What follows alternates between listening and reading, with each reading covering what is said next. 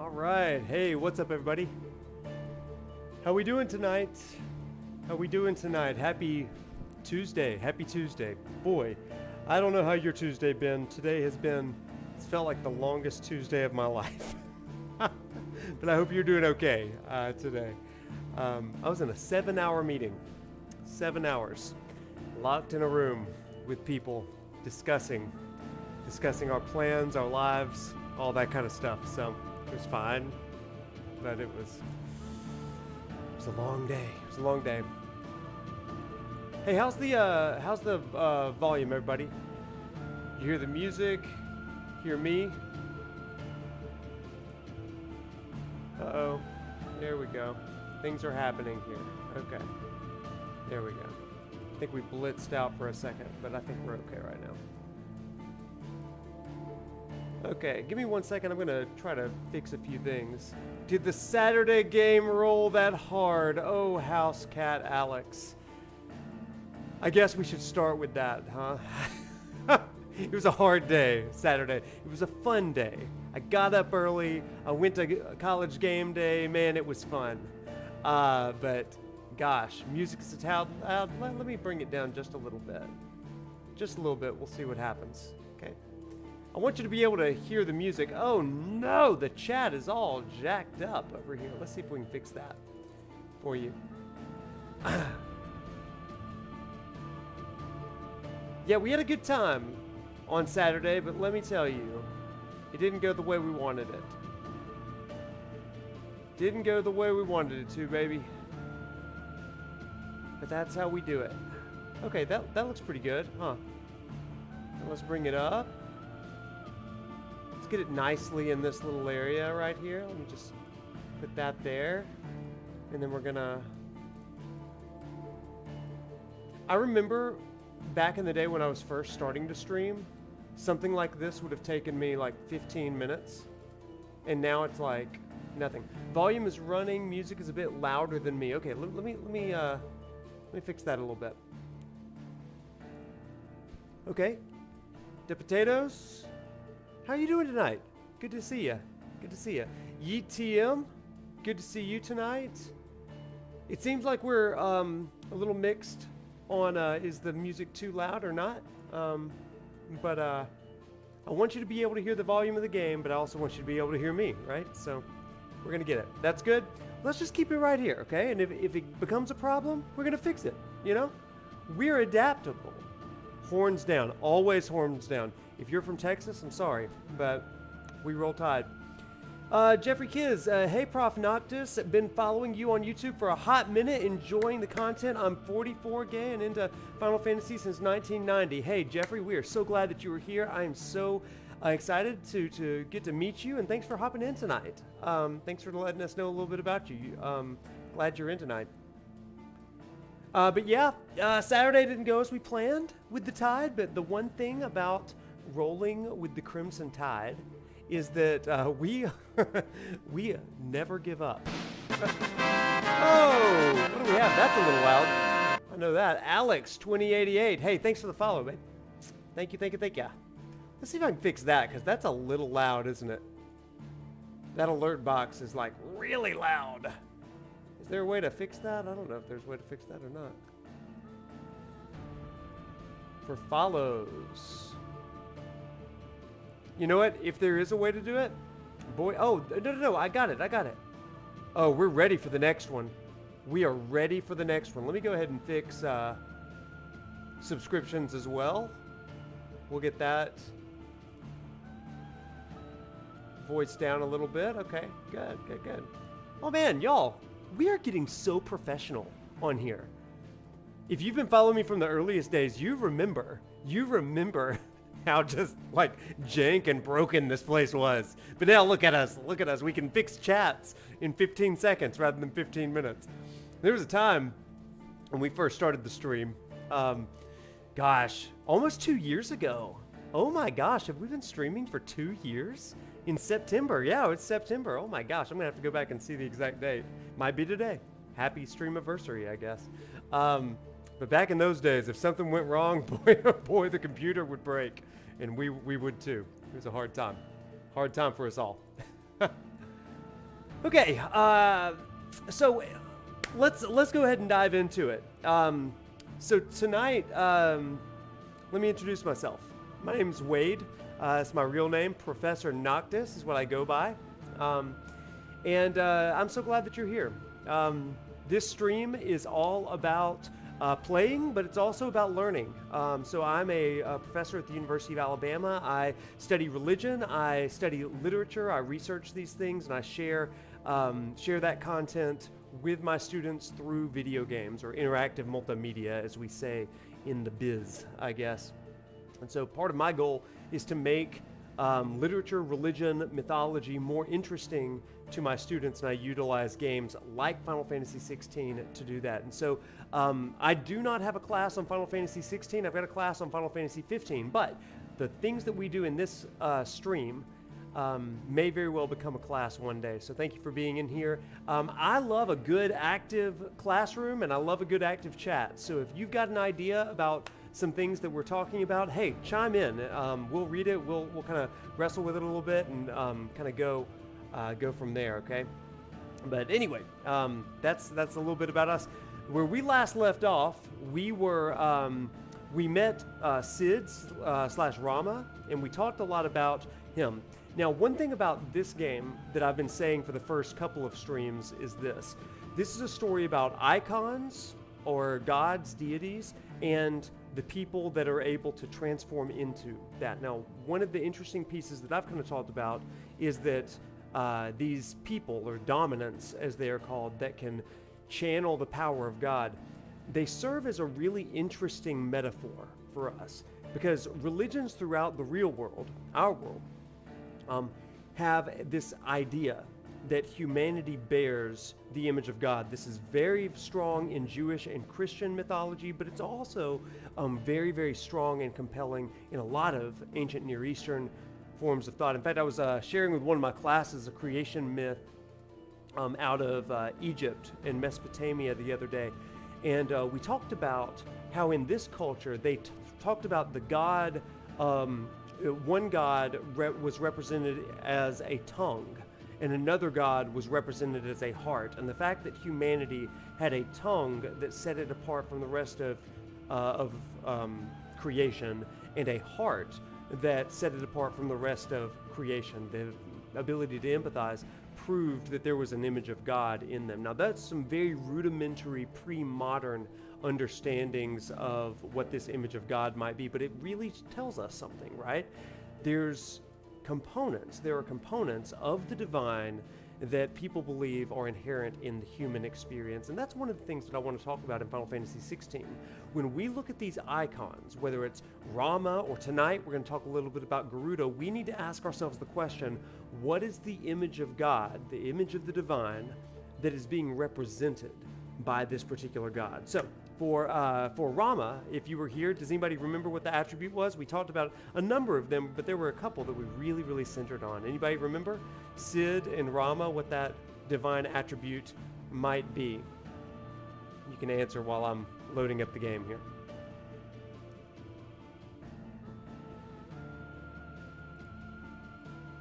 All right. Dad mode. Kind of dad mode, yeah. So I'll tell you, one of the ideas that we talked about with Sid and Rama was this idea of God as the provider. This is the attribute of provision. And the reason that we talked about it this way was Sid slash Rama, provision, that's exactly it. Hey Lee and Crescent, how you doing? Welcome. Y'all are really hopping in here. This is awesome. So one of this idea of provision, one of the interesting pieces of the storm god, especially in ancient Near Eastern culture, is this idea of people crying out to the storm god for rains. And so the storms, while they are fierce and thunderous and lightning and kind of fearsome, it also provides water for the land. And so in this divine judgment sort of thing, hey, thank you for the follow.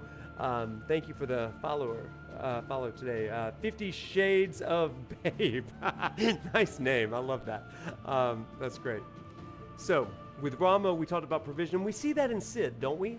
We see that in Sid as somebody that is providing a place for people who have no other place. He's looking out for those that are bearers or branded, who ordinarily would be slaved or persecuted. And I love that. So tonight we're going to pick up with that. I have a real heart for Sid. One of the things that I love about Sid, I don't know how many of you have been listening to the Final Fantasy XVI soundtrack. I listen to it literally every day. Earlier today, I spent like 2 hours in the gym, and I just had some of the battle music in my head the entire time. Y'all, I about threw up. I was so hyped. It was like incredible. Maybe it was also the heat, that Bama heat. But I think that one of the things that I love about the soundtrack is that it gives us clues as to what we should be thinking about. And one of the songs that we will hear tonight is a song about Sid, and it's called The Shepherd's Lament. Sid/Rama is a provider, and in some ways, a pastoral shepherd for those sheep that need a shepherd. Now, I come from a long line of learning when it comes to Jewish and Christian scriptures, and obviously shepherds, especially in that culture, were really, really important. So I think of some of the Old Testament Hebrew Psalms, like Psalm 23, where it says, "The Lord is my shepherd, I have no needs, I have no want. He leads me beside the still waters, he guides me to pastures. In the presence of my enemies, he sets a table before me. His rod and his staff, they comfort me." And this is such an interesting piece to look at Sid as. The prophet Ezekiel in the Hebrew scriptures, he was speaking to a culture and a time when some of the religious leaders had been preying upon some of the most devout followers, and meaning taking advantage of them,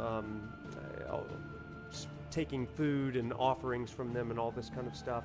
And there was an indictment on these shepherds. In fact, Ezekiel chapter 34, the prophet says to them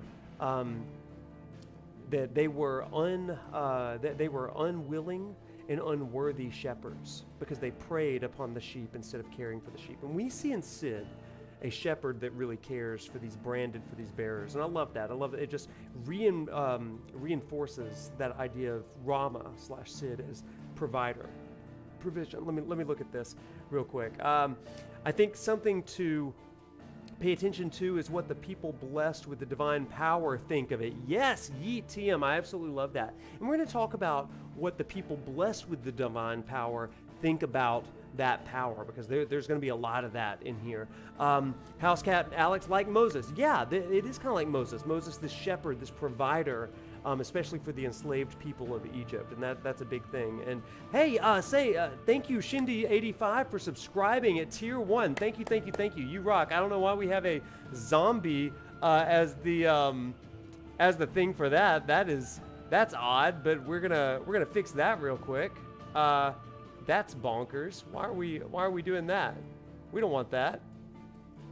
We need the good old default here. That's what I'm talking about. Normally it's going to go like this. So this one's for you, Shindy. Thank you, sir. Yeah, there we go. That's from like my first stream ever. We love that. Okay, everybody, let's get to it. Leon Crescent, that Moses moment late game. Hey, no spoilers, bud, but yeah, there is a Moses moment. It's like blows your mind. It's so good. Wesley Harris, hello to you, professor and fellow peoples. Hey, welcome, Wesley. So glad you're in here. Let's get going. That's enough talking. That's the mini lecture for the night. We'll definitely get more into it in just a little bit, but let's go ahead and dive in to this game. All right, up once again. Let me see if I can fix the chat box, because the chat box is all over the place again. Let's go to 300 maybe. No, let's keep going down a little bit. We're gonna go down like this, and we are gonna raise the height. Again, I need y'all to be a little more proud of the way that I'm able to finally maneuver these chat boxes. This would have taken me forever back in the day. I am so proud of that. So thank you for humoring me. Let's lower the font size a little bit. How about? There we go. We're gonna test everybody's vision and sight tonight. That's good. Be proud of me. I need your validation. Okay, let's go ahead and do it. All right. Where are we going? Oh yeah. So we are on our way. We are chasing down this second icon of fire. Validation. Thank you. I need it. I crave validation. Please love me. Love me. Also, isn't this the biggest mug you've ever seen in your life?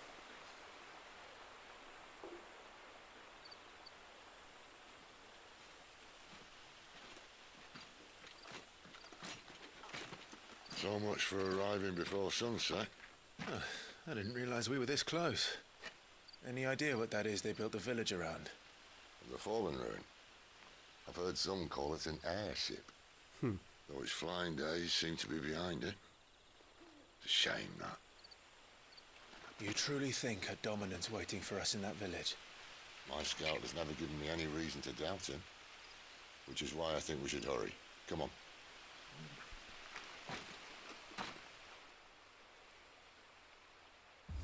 Ooh.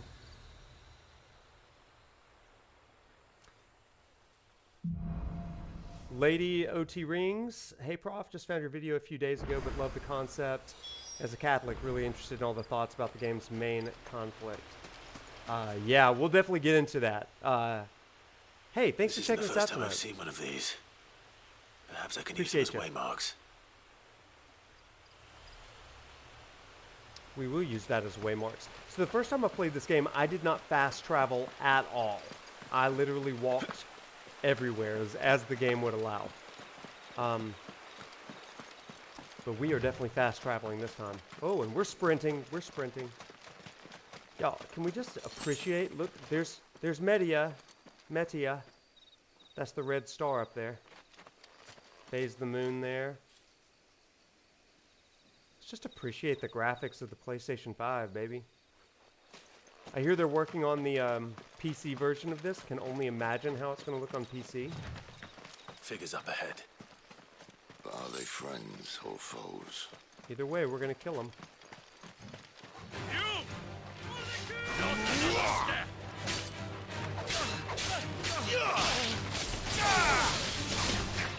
Boom.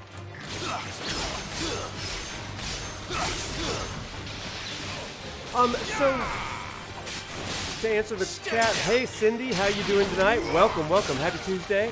And Yeet, are spoilers allowed or no? So to our best ability, we're gonna try to avoid spoilers for everybody. So try to keep it to what's happening in the game right now. Why? What is it they want? You're welcome to ask the next ones we meet. Let me know how it goes. Okay, make for Lost Wing. So yeah, we're gonna try to avoid spoilers beyond where we are, but just make a vague question if you've got a question of if we can talk about something.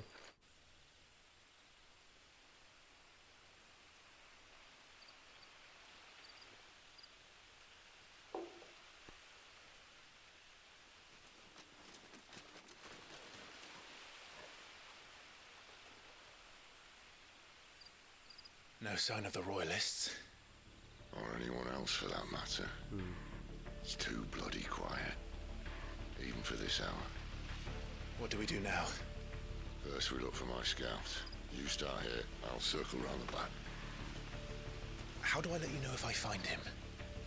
Good question. Shout? Shout? I love Sid. Such Gosh, he's so good. I also love Torgal. The best boy over here.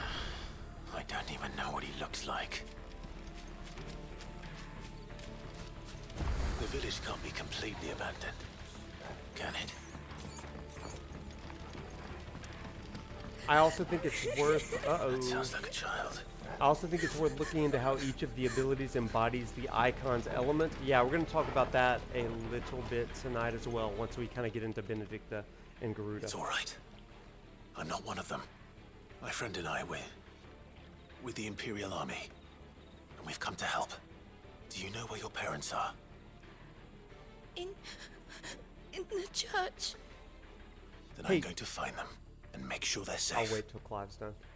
Can you stay hidden here until then? Hey, Yeet, what do the you mean church, by then. that? And can you describe what you mean in terms of Rama and Sid?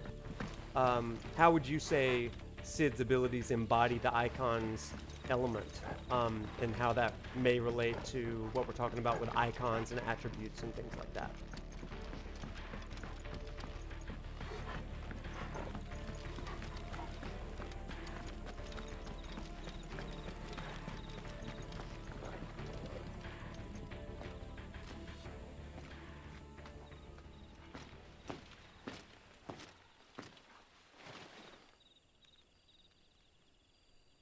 The church.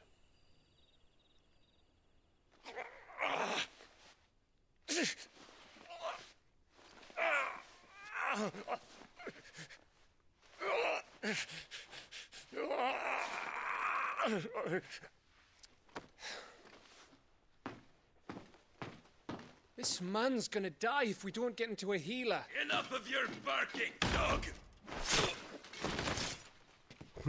About time. Stand back.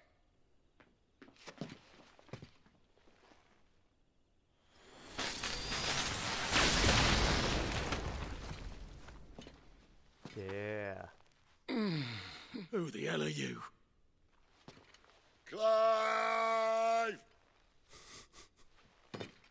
Thought you weren't coming. You still alive, Gav? Barely.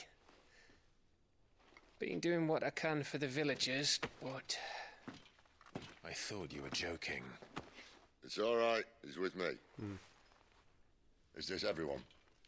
no, there were others. A pair of royalists came for the bearers just before you arrived. Was a dominant among them? Maybe. It's not like he was holding a sign.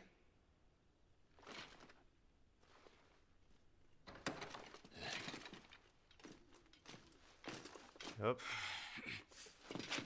Time to fight. Everyone guess where he's going. Clive, after him.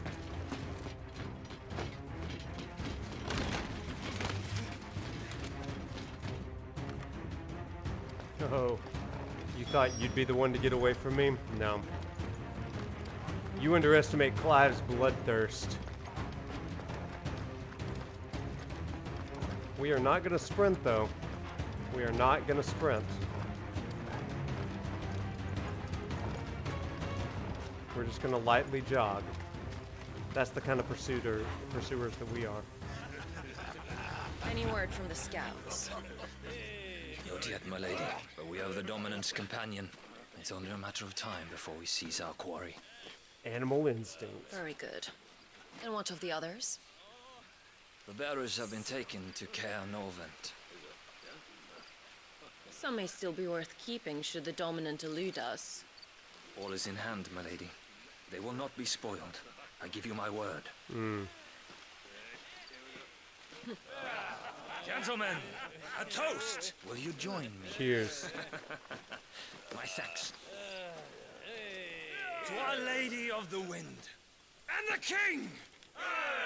To the Lady of the Wind and the King. Benedikta.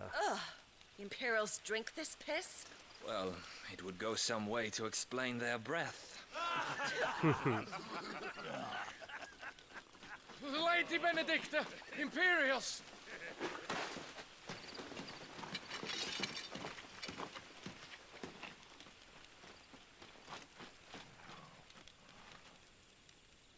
And instead of killing them, you lead the rats straight to us. Mercy!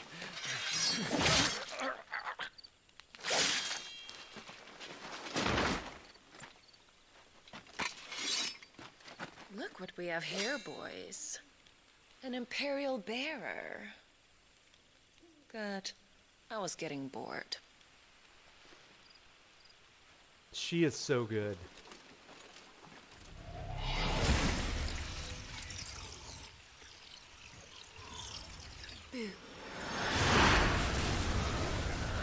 Oh my gosh. I love her.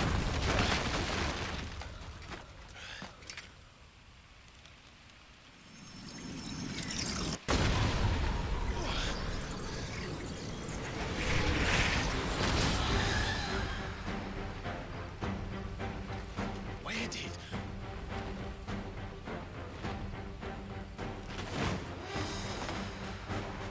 Dance, Gerard. Dance, Chirata. What is that thing? Alright, after this fight, we'll talk a Means little what bit I about her. think it does. Sid has some explaining to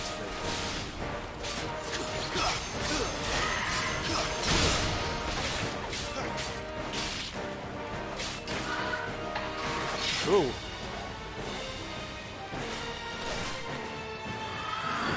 Ooh, that was not great.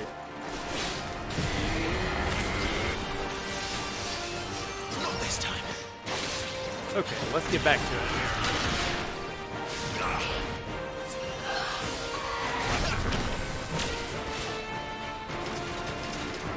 Come on.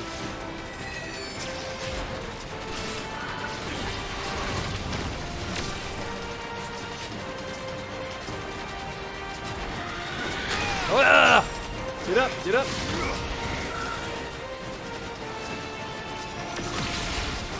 Okay, there we go. Woo!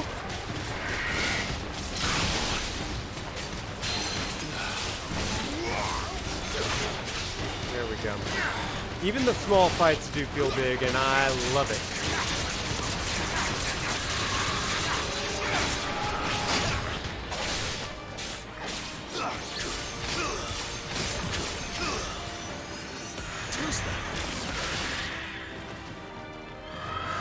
Wow! Let's go. Dodge.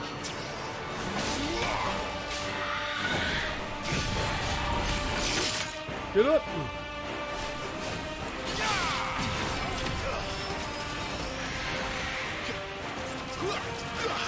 Not this time. You better be on your way, Sid. All right, let's do this.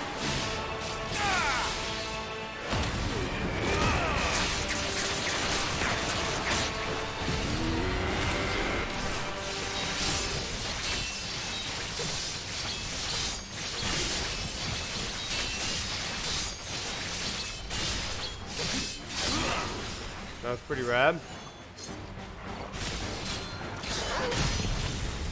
Dang it! Oh, I missed it. It's over. Now it's over. Let's stop for just a second. That's a good place for us to chime in for a sec. So let's talk a little bit about kind of our goal and our purpose here. So as we are going through each of these moments, these cutscenes with Benedikta and then her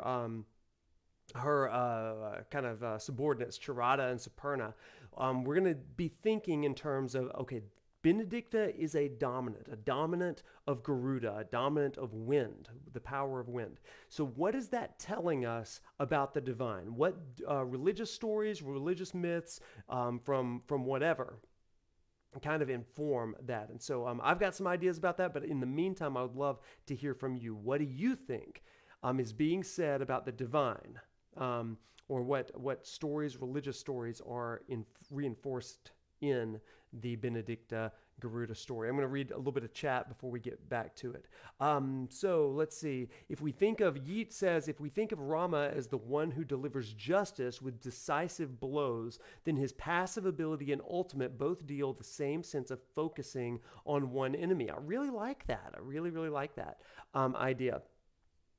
So yeah, we have this idea of delivering justice, delivering provision, which is a form of justice is a form of provision. And I love that. Decisive blows. Oh, Benedikta, exactly, Jeffrey. She uses people with little regard to their being. And that's a great point, House Cat Alex. That's a really, really great point. We'll talk a little bit more about that.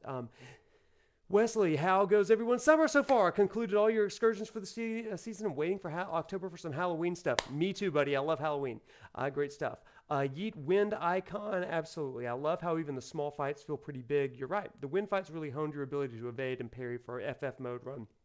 Yeah, I'm noticing that in mine. Anime ending type finisher. Hoven. Yeah, it was. I planned that. What can I say? And then Jeffrey, I had a Twitch ad roll during the boss fight. Wink. Or sad wink, I guess. Man, I'm sorry. But to self-promote, there's a way to solve that. Hit me with that Twitch Prime sub, Amazon Prime sub. Yeah, there we go. That's all the fundraising ad that I'll do. Okay, so be thinking to yourself in all of these scenes with Benedikta and Garuda, what is being conveyed? And then in a little bit, I'll tell you the story of Garuda. Okay, let's go. Cleric's Medallion.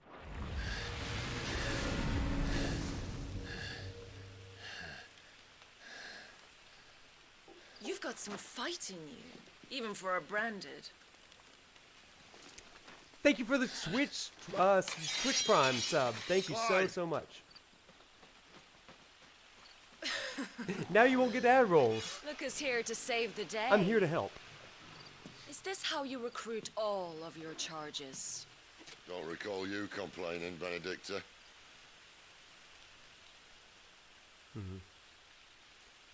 Drama. So, Sidolphus, remind me, why was it that you betrayed your kingdom? I asked you a question, Lord Commander. Why? Because I'd had enough of you and your king's antics. And yet here you are, stealing my branded. What are you plotting? As if I'd tell you.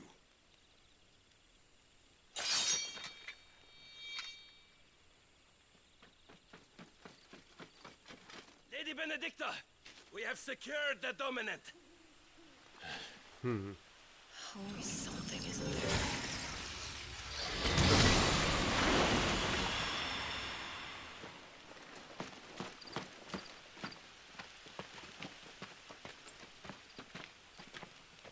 And she's gone.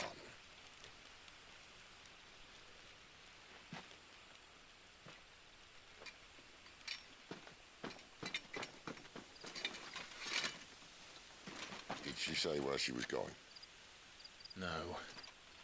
Then we head back to Lost Wing. One of the villagers may have heard something. Maybe. But we can't just... Which is why I sent Gav. The man has a nose for these things. Trust me. We love Gav. All right, I think we should keep in mind what point Clive is at when fighting the dominants as the story goes on. Yeet, where would you say Clive is at right now as he's facing Benedikta? Summer rained and was cold the whole summer here in Sweden. Bring on some climate change, please. Well, not like 10,000 years ago, though. We were under ice age then. It wasn't about bears at all. How you doing, Kate Scuttle? Yeah, that's right. Kate Scuttle. Thought we were hiding the bastard. Like any of us would keep a monster like that under our roof. Oh, no offence. When no one talked, they started rounding up everyone with a brand. And then everyone without one and all. And locked you in the cellar, hoping sooner or later someone would break.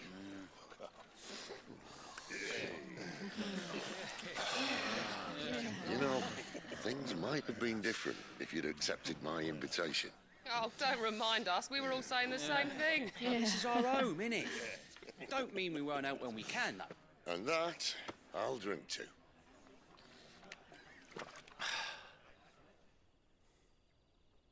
Oh, come hear the tale of Lord Dion the Bold, whose tamed worms 1,000 and slain the tenfold. 100 full legions the young dragoon led, and watched as 1,000,000 foes turned tail and fled. His lance levels mountains, it spanned as the deep. The skies over storm breaks for Listen, Clive. Revenge won't bring him back. It won't. Yeet, this gets to your point. 13 years ago, I watched a dominant kill my brother right in front of me. And I did nothing. But now I can. I can kill the son of a bitch. And bring peace to my brother's soul. After that, whatever happens, happens. Fate. You're content to be its slave, then?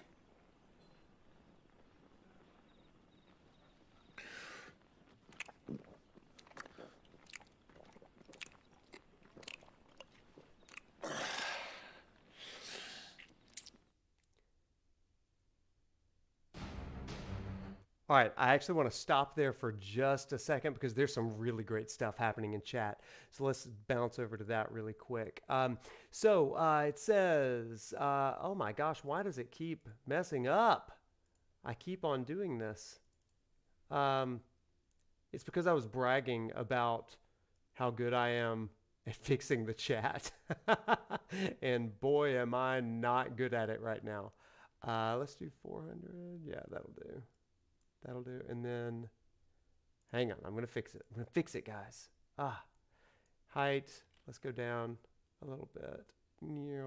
I bet it's because it's changing it on every scene. Oh, man, what a terrible idea.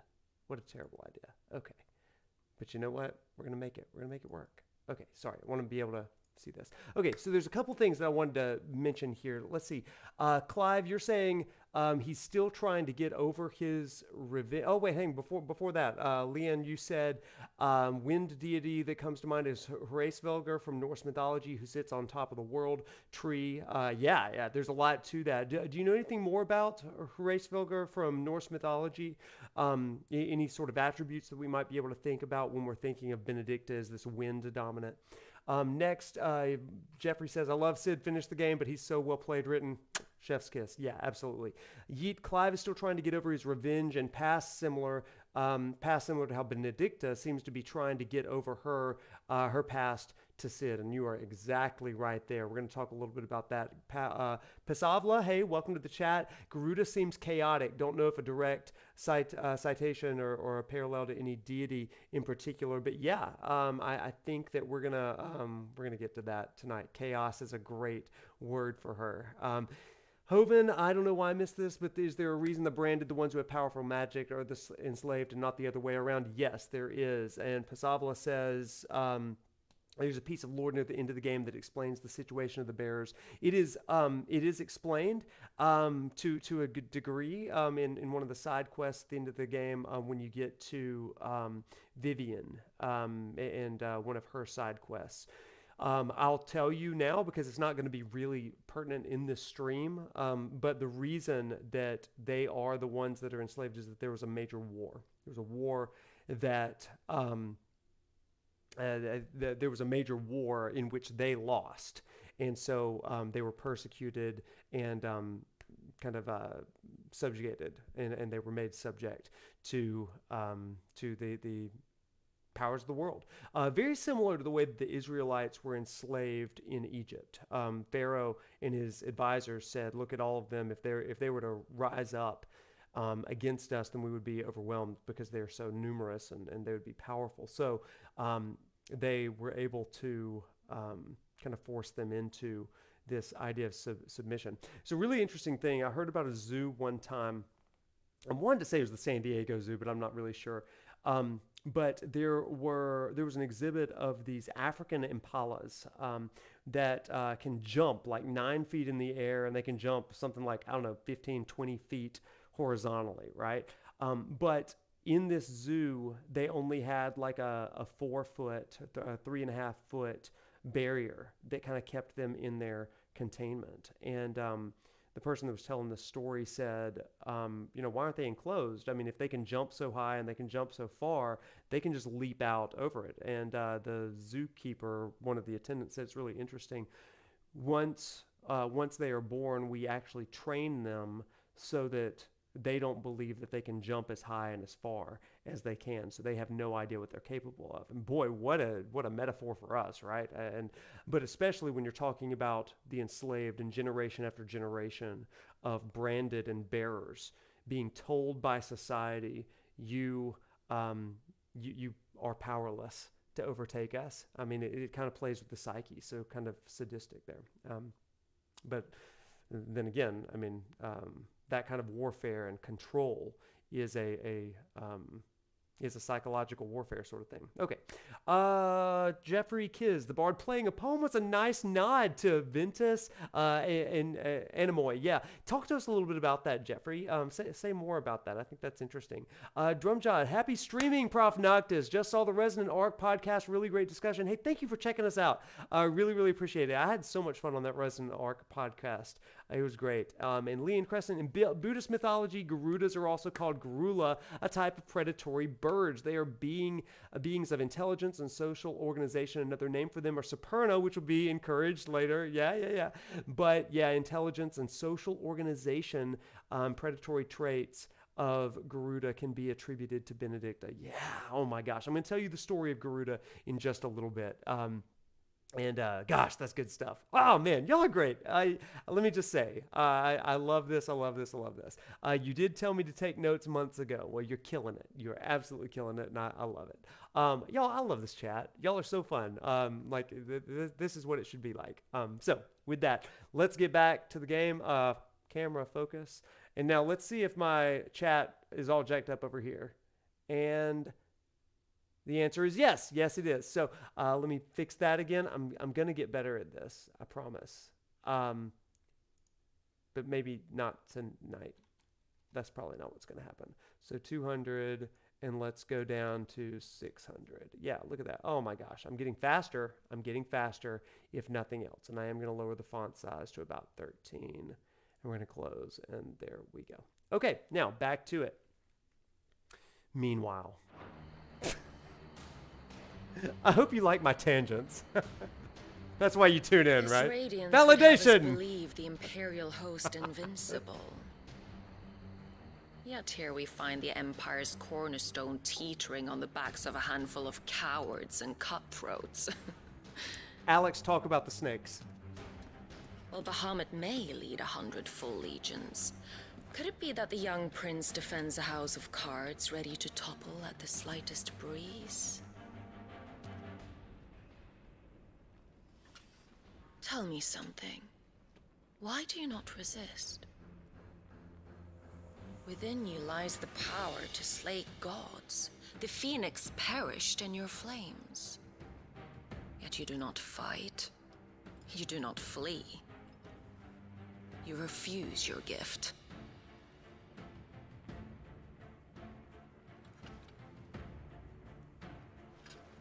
Perhaps you are distracted.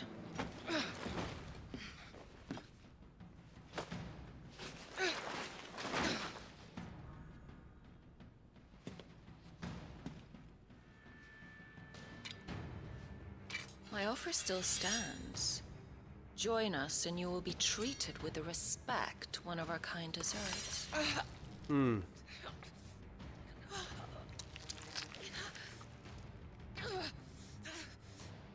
Lord Margrace, don't!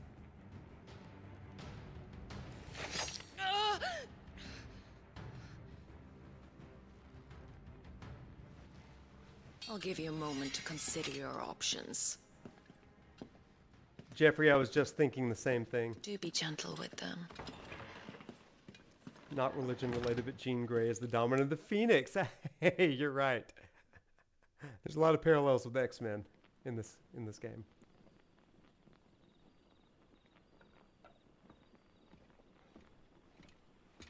Hoven band. Wake up. Gav's back. You right, Lady of the Rings.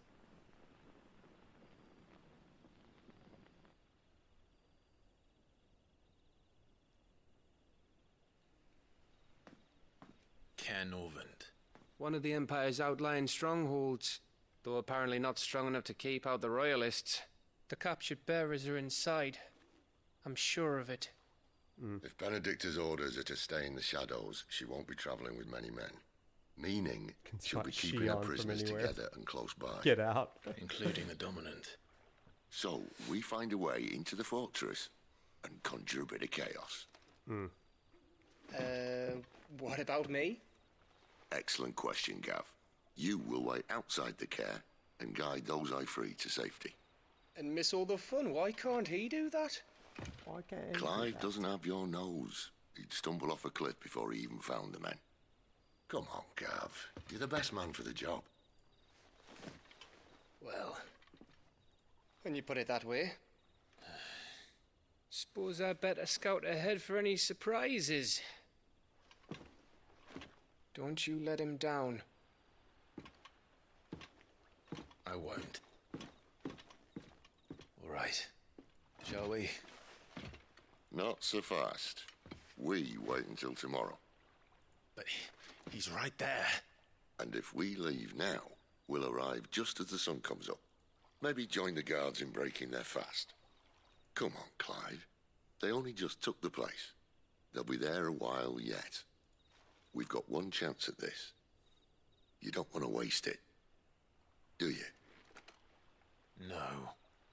No, we don't. Sid's so wise. What a leader. What a leader.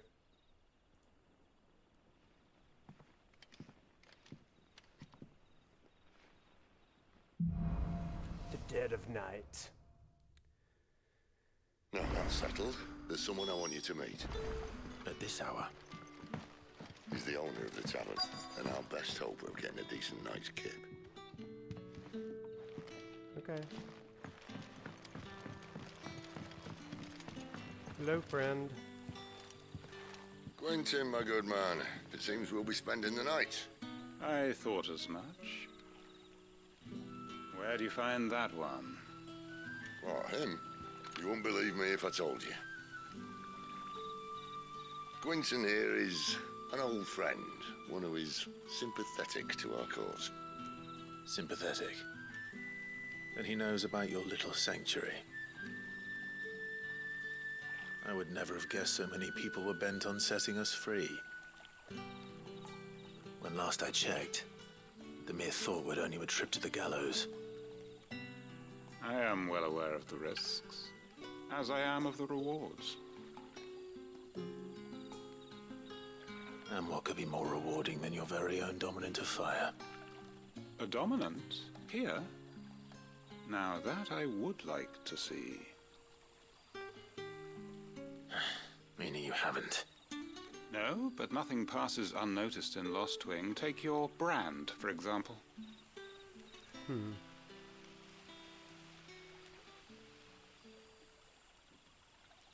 People will see that at once. And I need hardly tell you how they will greet the inquiries of a bearer. You are afraid your words will fall on deaf ears, as they have ever since the moment you were marked.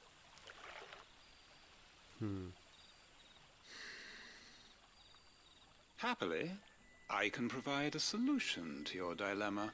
As a favor to Sid, that is.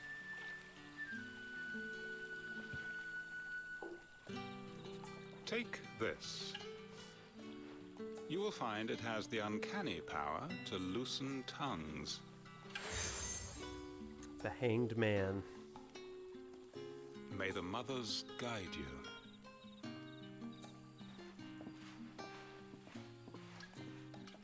This might be Imperial land, but here in Lost Wing, it's his word that's law. But how? You don't need to worry about that just yet. Trust me. Everyone in Lost Wing knows what that seal means, and what it means if they don't take note. Now we can sit here counting our blessings, or put them to good use and find that dominance. Your choice.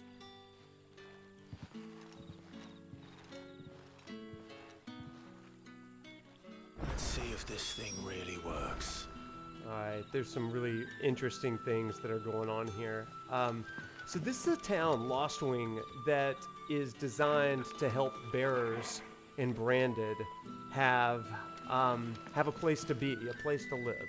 And to me, that's one of the most interesting things in this game. You have so much danger for the branded, for the bearers, and you have people like Sid and Quentin who sometimes ideologically are going to butt heads, but more often than not, they are going to they're going to be providing in their own ways a way for branded and bearers to have a life, to live and to die on their own terms, as Sid says. And I absolutely love that. Let me pull up for just a second, and we're not going to swap the chat, so just deal with that as best as you can, I guess. In fact, I'll just kind of turn it off for right now, so that's there. But one thing that I love about this Lost Wing stuff is that this is a refuge. It's a place for people to be, where they have no other place. And if you've watched the first 2 episodes of this stream series, then you know that I really think that this is a really strong statement in the game about the philosophy of religion. Communities like Lost Wing, community like the Hideaway, are representative of what religious communities can be at their very best. On the last stream, I talked about what religion can be at its very best, and these are communities that can be like that at their very best. The best communities are places for people who are oppressed, people who are the bottom leg of society, but also a place for anybody, everybody, all people, to discover who they are and what they're made for, to have a purpose in providing. And I love that part of this game. They spell out those communities so beautifully. So benediction is such a double-edged sword in later Final Fantasy games, Jeffrey says. Exception Final Fantasy 13-3, Lightning Returns. That could turn into a whole discussion that would take away from this one. Maybe not, but I'd say go with it. I love those games. Master Quentin took a liking to you, I see. And there I was, thinking you were in bed with Sid. Wonder what Gav will have to say about this. Speaking of whom, if you see him, tell him thanks for looking after us. Now, what can I help you with? I'm searching for a dominant of fire. Gav seems to think he might have taken refuge here. We see a lot bearers around these parts. But I do seem to recall one who commanded the flame. Now, whether or not that makes him a dominant, I can't say. But the Waluders certainly took a keen interest in the poor sod. Did you get a look at him? Didn't have a chance. One of the other bearers might have, though. Thank you. So I should also note that there are communities in this game that show the worst parts of religious communities as well. So I've highlighted 2 that do a pretty good job, but we are going to get to those that do a pretty terrible job as well. I already told you. It was gone before any of us could get a good look under that hood. We'll check up on chat for a minute. Since the beginning, she's shown to be deceitful and treacherous, to make ends meet, to include seduction. Garuda is the enemy of snakes, but she acts as one, which shows when she projects and calls Sid a snake. Isn't that the truth? That's so good, so good. This could be an interpretation of Benedikta struggling with her own shadow of a core Jungian archetype, the prostitute. Oh my gosh, yes! House Cat Alex, I absolutely love that, especially that last part.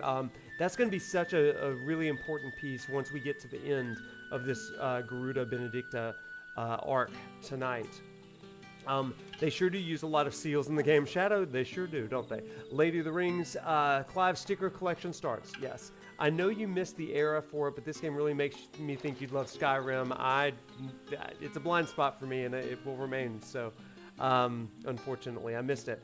Benedikta could be derived from Benedikta, derived from Benedictus. The meaning of Benedictus is a canticle from Luke 1:68, beginning with "Blessed be the Lord God of Israel." Yeah, Benedikta is essentially blessing or blessed. And her last name, Harmon, is, I believe, servant of God. So, blessed servant of God. Now, that's really, really interesting. Another translation would be blessed slave of God. And it brings up the question of what is her will in all of this. I think that's really, really good. She has a beautiful name. I'm particular with names because it's often intentional in video games. You're absolutely right. Heck of a name, isn't it? A hanged man, I see. Master Quentin must think you're important. It was a good thing you done today, getting rid of those bastards. If you hadn't come when you did... Y'all are so good. Be on my Like, way to I Ash just, by now. like, I gotta praise you, Along with chat. the You're others. so, so good. Poor buggers. These others, was there a dominant among them? A dominant of fire? Might have been, yeah. Royalists seem to think there was, anyhow. A thin bloke all swallowed up in his robes like one of great Grieger's churchmen. Do you recall anything else about him? Only that he weren't alone. Was a young maid who went wherever he did, including the church. And wherever the Royalists dragged them both off to before you got here. Wow. I see. Thank you. What is her will, and does she have free will? I wonder if Sid's found Do anything. any of the dominants have free will? That's a great question. You know, her entire life, Benedikta, as we will find out, has been used for her powers. And it really asks the question, it begs the question, has she had a will? Was she able to exert her own will? And so much of her life was kind of out of her hands. Tell me that scowl means you've got good news.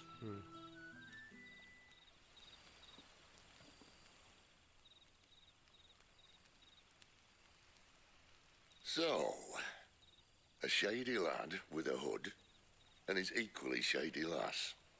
Not much to go on, but I've been thinking, if our friend is a dominant, why not just burn the Royalists to a crisp? There's a reason he's That was your holding back, question, Hoven. and I reckon he has something to do with his partner. What makes you say that? One of the villagers I talked to said the two were separated. If the Waluders have her, our dominants like to think twice before starting any fires. Whoever he is, he's shown himself to have a level head. He's careful, cunning, and he doesn't want to be found. This could spell trouble. For us and the Royalists both. Still, it'll be a whole lot worse if we set off after them with bleary eyes and empty bellies. That's true. There should be a pair of pallets waiting for us back at the inn. If you're hungry Shall we? and you're sleepy, you're no good to anybody. I found that in my own life.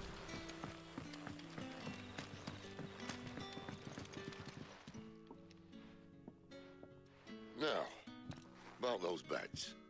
Beds? I seem to recall your request being to spend the night. Quentin. And for that, the floor will more than suffice. Quentin is a Better than a wet provider, rock, I suppose. but he's not a great provider. My thanks, Quentin. Next time you're at the hideaway, our floor's all yours. Take that, No buddy. need for thanks, Sid. This isn't an act of charity. You don't say. In exchange for my floor, I shall be requiring your services. The Royalists saw fit to erect a barricade across the road south when they occupied the village, and failed to remove it when they left. I expect it to be gone before you leave. As you wish. As you wish.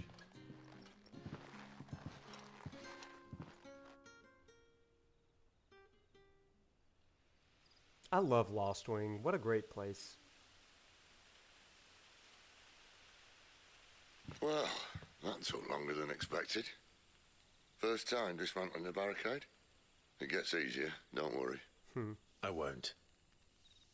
If we leave now, we'll arrive at the care when the shadows are at their deepest. Unless you'd rather wait. No more waiting. No more waiting. The road south then? Unless... I know of another shortcut. You should be so lucky.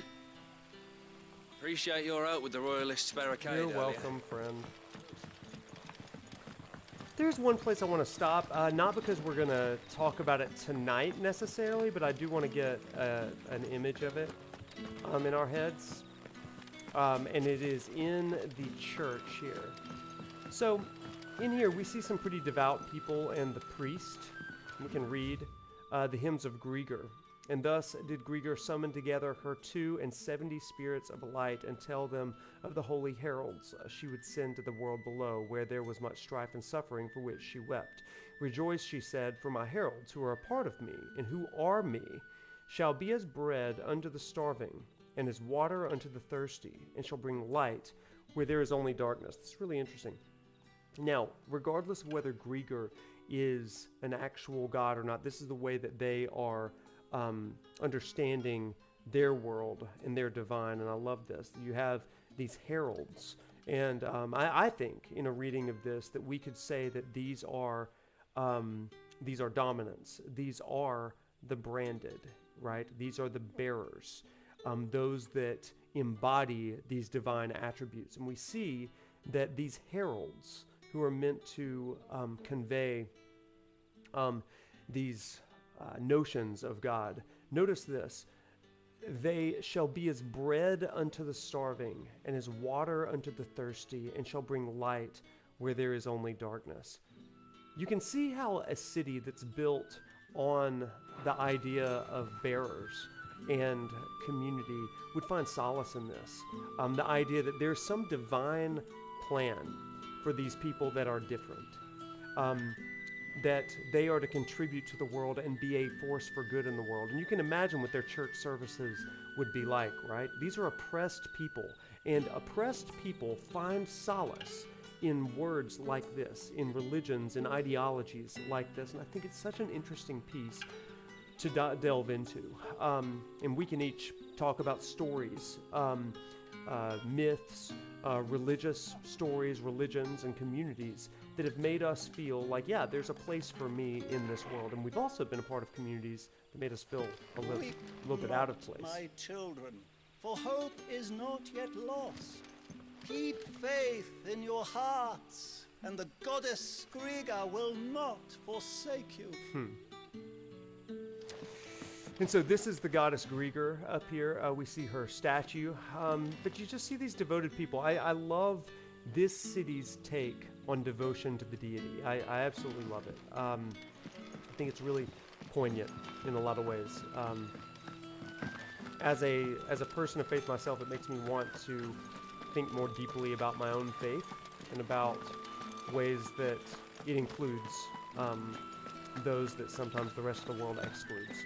You know? I think that's the best part of what religion can do. Not necessarily, you don't necessarily have to have religion, but I think that that's a really important piece.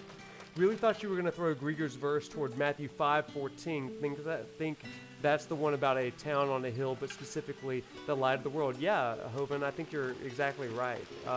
Jesus tells his followers, you are the light of the world, you're a city on a hill. And again, I mean, that's not exclusive to Christianity, that's not exclusive to Judaism.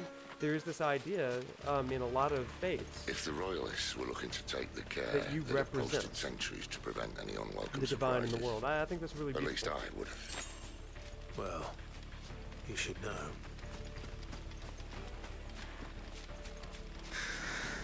Alright, so now we're on our way to Caer Norvent, chasing down the Icon of Fire and Benedikta along the way. Wrong way, friend.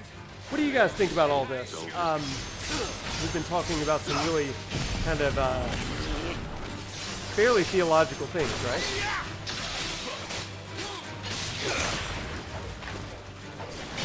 It's over.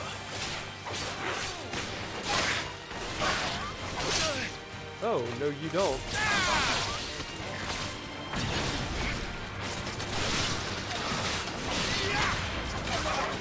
There's a lot happening here, isn't there?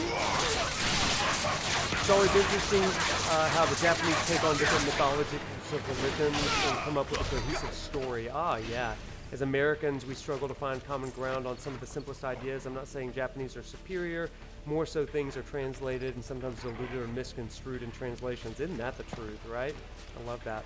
I appreciate that in this game, the in-game religious or practice of worship in their gods isn't demonized. Yes, not exclusively. There's a lot that is like, they're going to show the good and the bad here. But yeah, I love the way that they do this. Refreshing coming from most Final Fantasy games like Final Fantasy X. Are we learning to slay? To slay. Good to see you, Summerfeld. Everybody, What is thinking? say hey to Summerfeld. Welcome, Why welcome. take a stronghold they've no chance of holding? When they've no intention of holding it. The king is up to something. The king? Well, you don't think they're acting on a whim, do you? This is one of His Majesty's cunning stunts. And he sent his best to execute it. There they are! Where do they all come from? Stay down! I love that. Are we learning to slay? We kind of are.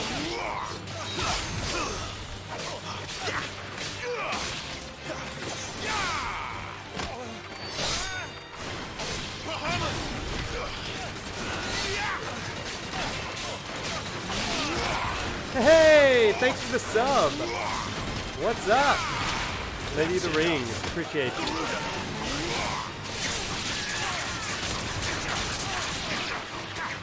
Charge complete. Charge complete. What was that? Did y'all hear that, Dave? Something just came over my headphones.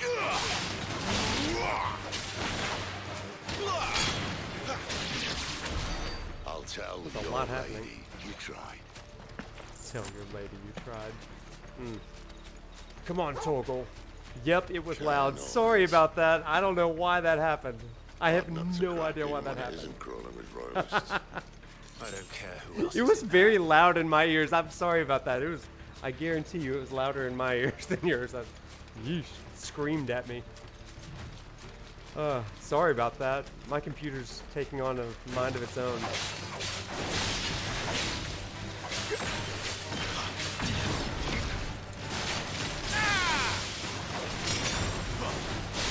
Stay down! Stay down!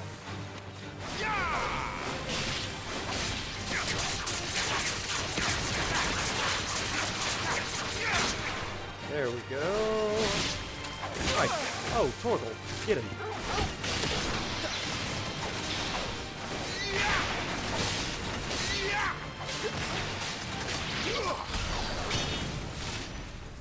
Yeesh. That's a lot. Okay, oh look. There it is. Terra Norvent.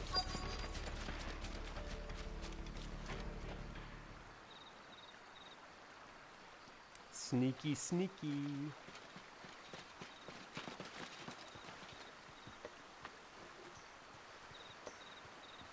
Much as I enjoy battering down the front door, I hazard this endeavour will require a bit more tact. There's an old sluice that empties under the bridge. It should see us through to the lower levels of the care. The care. Sid. We both know why I'm here. But what is it that you want? Why would you risk your life for a handful of outcasts? If anyone ever learned what you've been doing with their property... I'd have my head in a box. But this isn't just about dominance and bearers, it's about all of us. What I want is to build a place where it doesn't matter what you are, but who you are. Can I just say everything that Sid says? Well, most everything. But when he gets to waxing poetic, I just want to write that down and put it on like a piece of driftwood and hang it somewhere or sell it at Hobby Lobby or something like that.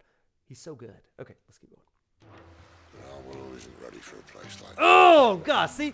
Oh, man, I just want to build a place where everybody, like, yes, but our world isn't ready for that. Oh, my gosh. Oh, that's so good, so good. Do you think Final Fantasy games are a reflection of the Japanese view of philosophy of religion, kind of like a melting pot? In some ways, I do, Summerfeld. In some ways that I do, I do. We were just talking about 16's philosophy on religion is really interesting because it's comprehensive.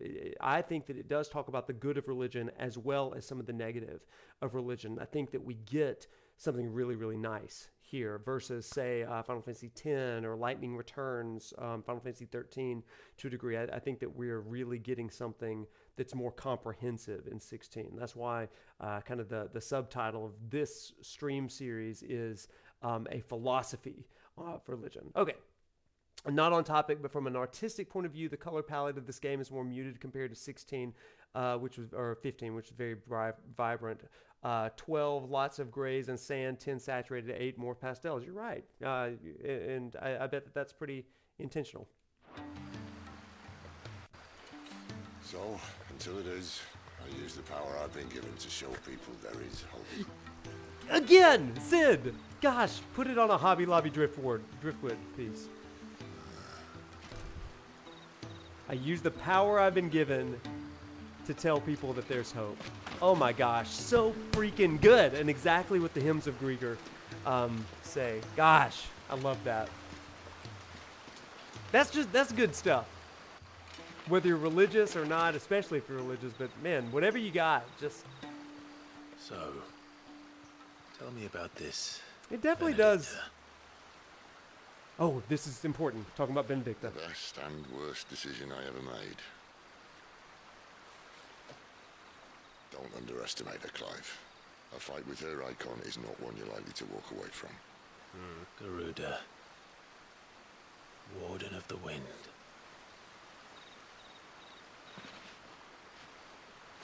Hey.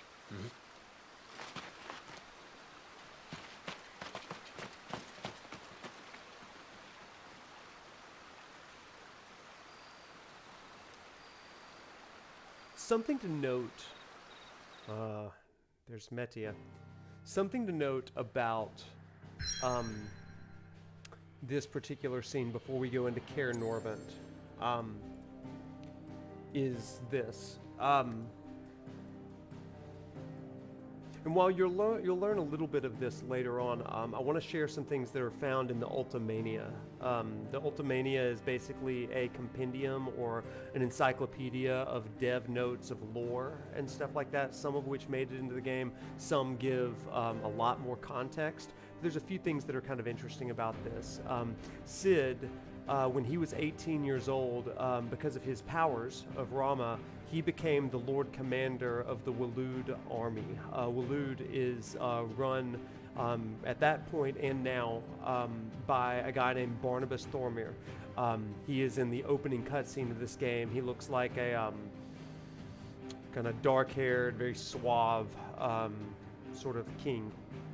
Anyway, he recruited Sid to be the Lord Commander, and in Sid's journeys, he came across this bearer or dominant slave girl who was being mistreated, and it was Benedikta. He took Benedikta under his wing, and he began to shepherd her, basically. And you hear this twinge of concern, but and love for Benedikta. It's not a romantic love, but it's the love of a former mentor, somebody that deeply cares for her. And as Sid has tried with the power of Rama to provide justice and provide safety and security for all of these bearers and branded, he did that for Benedikta. And when he eventually went rogue and left Waloed, she felt as though it was a betrayal because that was her new home, a place that gave her a place. And he had an ideological disagreement to start this new thing. And we'll learn more about that later on in the game. But with Sid, this icon or dominant of provision, we see a Benedikta who was provided for. And yet with Benedikta's story, we see someone who was basically subservient to the will of others, the will of her slave masters, submissive to the kindness of Sid and the embrace of the Waloeder army. And the question for us is, with Benedikta, what is her core attribute that's coming about? And while it seems to be one of enslavement or loss of control, I think that it is a statement about divine control, personal control, and all of that kind of stuff. In a lot of religious myths and stories, Christianity, Judaism, Hinduism, there are plenty of stories about a god of control, a god that controls all things. In fact, one of the songs that we'll hear later tonight regarding Garuda and Benedikta is simply called Control. And I think that there's a statement being made here through the story of Benedikta and Garuda of something about a life that's out of control, that is trying to grasp control in whatever way that it can to make sense in some ways. And that is an echo of this idea or this thought that God or gods are in control of the world. I think that's really, really interesting. Housecat Alex, you say, one of the things that makes me love this game is how it shows the shadow sides and light sides of all the archetypes. And I think this is a shadow side of the mentor archetype, where Thomas and Dion is the light example. Dion, is the light example. Yeah, I think you're right. You know, I think that we have a shadow side and a light side to all of these dominants. There are ways that these attributes of the divine can be abused, and attributes of the divine can be reinforced for good, to make good to the world around the characters. And I think that's such a poignant sort of thing. After we get through Kaer Norvin, I'll share with you the story of Garuda from Hinduism and in Eastern religions. We'll talk a little bit about this. Leon Crescent, think about this. Samuel, who had high hopes for Saul, but Saul lost his way. Leon, you would love my Final Fantasy XV analysis. So whenever we're done with 16, I hope you'll hang out for the Final Fantasy XV one, because if you like that story of Samuel and Saul, then there's some good stuff in that. Hey, let's do Kaer Norvin, but definitely keep that in your mind. One of the songs that we'll hear in this tonight is called The Shepherd's Lament, and it's about Cid with Benedikta, the provider and the sorrow of the provider. All right, let's watch.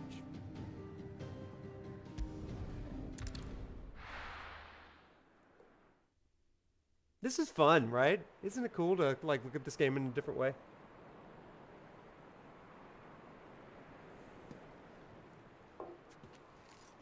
This is one of my favorite stretches in the game. Fitz, what's up?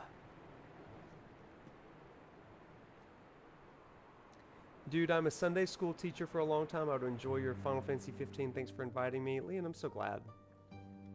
The land has fallen. The eastern territories all but belong to the orcs. I'll have my men ready to depart by noon. Don't bother. But what of the mines? Without adamantite... The blight would have engulfed the mines ere long. Besides, you already have your orders. This is Barnabas Thormir. Yes, my liege. The dark swallows more of the realm with each passing day. The land starved of the ether that gives it life. And as the fringes fade, the people flock to the mother crystals, desperate for their blessing. The war we wage for possession of that blessing, it breaks us from within, hastening us to our own destruction. And so you do what must be done. I unite the dominants, for real, that we may bring an end to the strife, and found a new order to see us unto tomorrow. An end to the strife. Oh man, Barnabas. The world must be restored, and I will see it so. You might have already had Zidolphus not betrayed us. Him again. Lust you still for his embrace? But of course not, my liege. I serve you, and you alone. Good point, Jeffrey. I remember well the day you first entered these halls. Your pale hand pressed into his, as if it would never let go. That was a long time ago. Yours is the only hand I need. Now and always. Soon, my dear. Soon all will know. Gosh, such a good whose hand it is that keeps them from falling into the darkness. Hold me, my liege. Never let me go.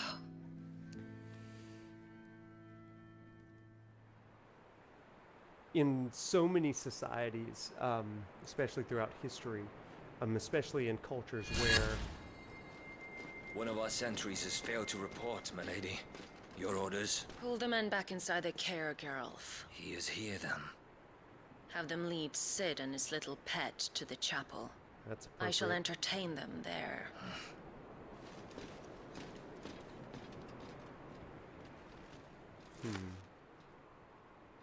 So you've come for me after all. Oh, man. Ugh, that's so good. Especially when you think of him as a shepherd and a provider. You've come for me after all, and it's almost like a trap. Yeah. Couple things with that scene there. Somebody mentioned earlier that the shadow archetype of Benedikta trying to wrest control for herself is that of a prostitute or someone that is using what is available to them in a world where they might ordinarily be subjugated or something like that. She's using power, the power that she has, to gain power. Here from Barnabas, we see it a little bit with Titan or Hugo, as we saw in the very opening cutscene of the game. And this is a great archetype throughout a lot of the Hebrew scriptures, and certainly in the ancient Near East, in a lot of societies where women are deemed as less than. So that's a common sort of thing. Okay, going to reserve Barnabas notes for later because we have Barnabas in the Bible. This is intentional. I love that, Leanne. Can't wait to get to that part. And Jeffrey, 13's not really throwing religion in the trash like 10 did, but it is more of a story of false prophets. I think you're right there. That's good. All right, let's get to it. All clear.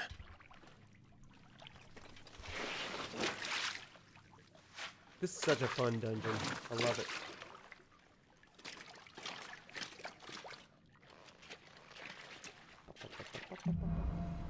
Headwind. That's a nice trick. You'll have to teach me sometime. And Mary Magdalene as well, right? In some ways, yeah. Mary Magdalene is... a lot of traditions label her as having some prostitution. Others label her as having we should start with the dungeons. A bunch of demons in her. Others just a woman of ill repute. On this side of the bars. But there could be something about that there. Here. They're all empty. And you're gonna give up? Sid, this gate. Need some help. Housecat Alex, I would think actually a really strong parallel would be someone like Rahab. I'm doing most of the lifting. Who may have run similar to like a brothel or something in the town of Jericho.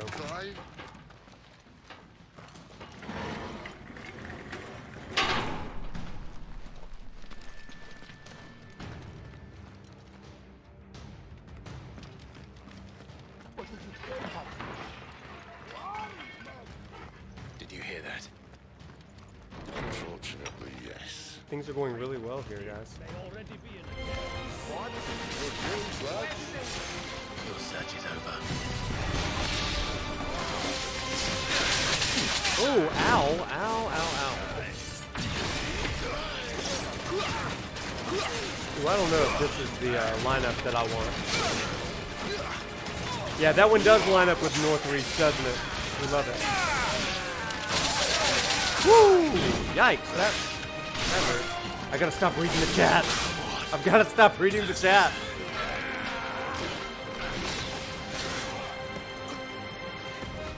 Okay, there's this guy. Oh my gosh.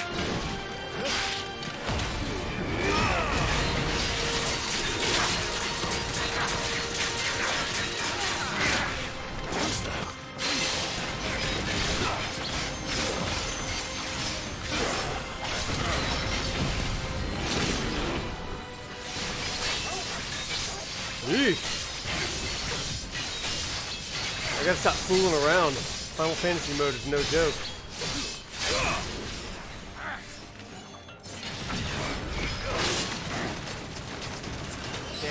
boy. Sid's a good boy. Oh my gosh, I'm about to die again.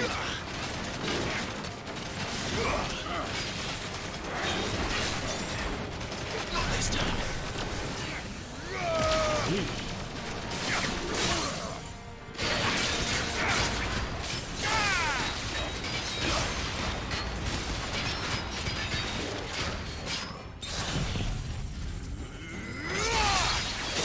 I think some of the Gnostic texts refer to Mary Magdalene as the 13th apostle as well. Prostitution stuff was added centuries later. Shadow Dragon, there's a lot of stuff in the Gnostic Gospels about Mary Magdalene. Kind of interesting stuff. That's why I say that there's traditions that would go into that. Oh gosh, okay, there's a door. I got really turned around for a second. Y'all, it's tough to read, to play, and to determine where you are. I am not a pro gamer. This door only leads to more royalists. We'd better find another one. Take your pick. Take your pick. Let's do the window. How about a window? If they do this much damage during a normal fight, how the hunts will be? Yeah, for real. Bloody show off. Come on, old man. Well, we found the Imperial garrison. That's true. Right where the Royalists left them.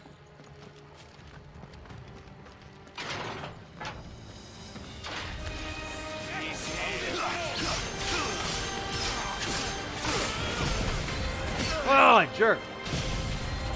Come on. There we go.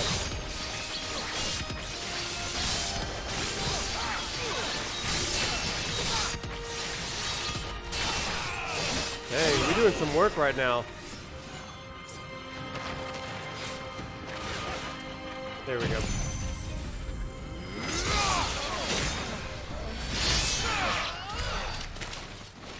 That's pretty good.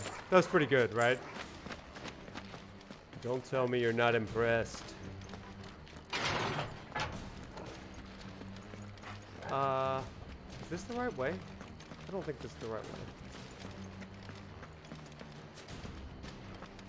Aw, Fisher. Is this the right way?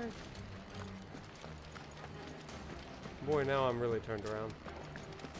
Oh no, that was the wrong way. Okay. Sorry, Sid. Sorry.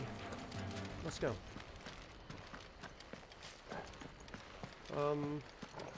Yeah. Okay, we're going the right way. Hello.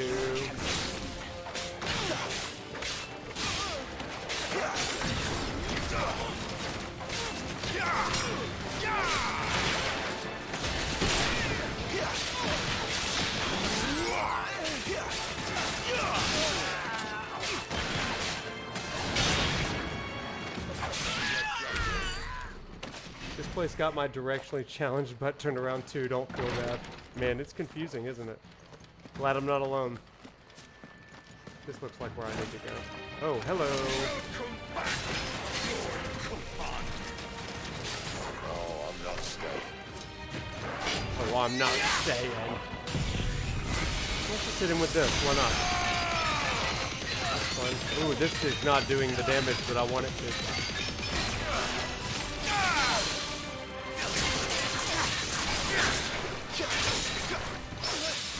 Haha, what a parry. That was good.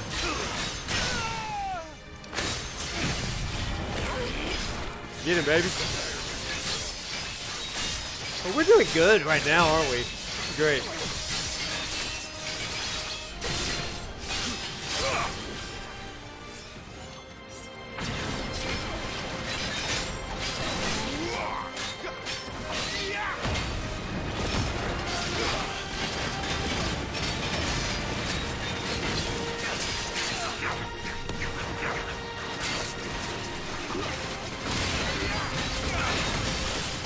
God, big God.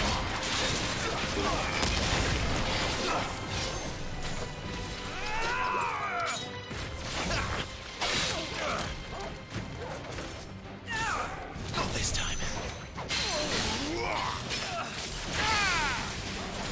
Did you let Torgal auto attack?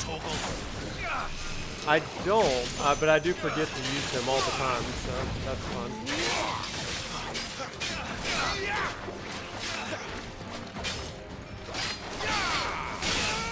There we go, baby.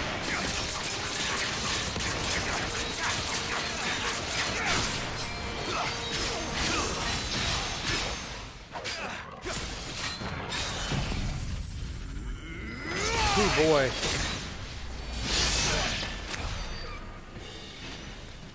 That was fun. Never were one for half measures, were you, Benedikta? These poor sods didn't know what hit them. Oh good, I got some sharp fangs. All this bloody running. After them. All this bloody running. Cardio is hardio, Sid. Especially the older you get. Whoa! Okay, he has a cannon. You don't say.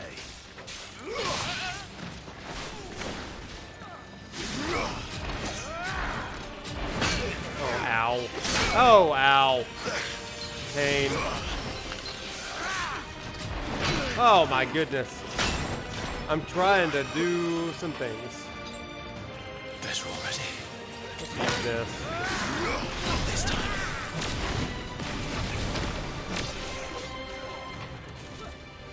Let's do this. There is not an enemy in this game that I hate more than the cannonball, like these cannon guys. Like, absolutely my least favorite enemy.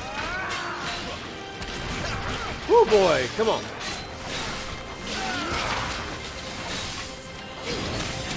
Nope, nope, nope, nope, nope, nope. Ah, dang it. Ugh.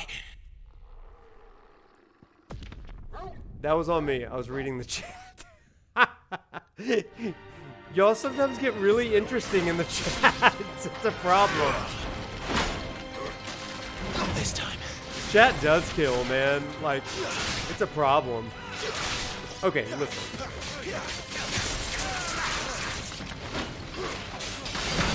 Okay, I'm gonna get to all of these comments in a second. But we're never gonna beat it if I keep on responding.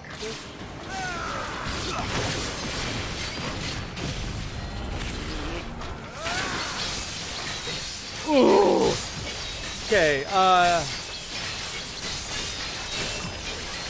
if I recall, God did honor Rahab, who was a sex worker, who was the mother of Boaz, who's David's great.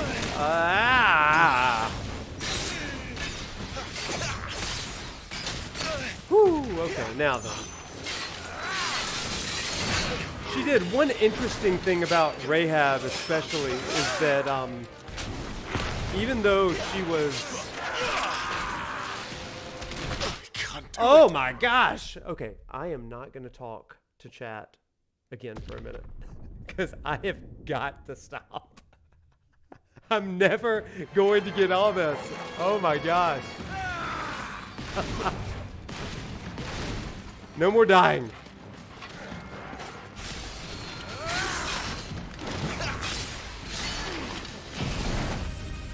Yeah, you're right. You're right. I've got to get better at that.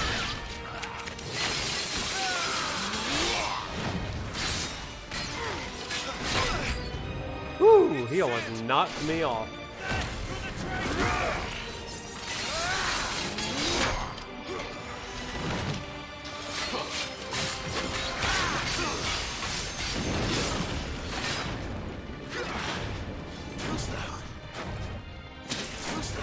Alright, let's just do it. Ooh boy. Ooh boy. I hate these enemies so much. Least favorite enemy in the game.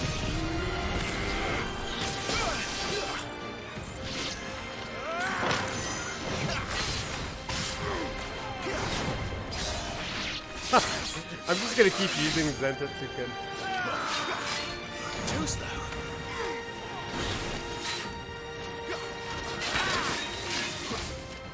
No, you don't. No, you don't.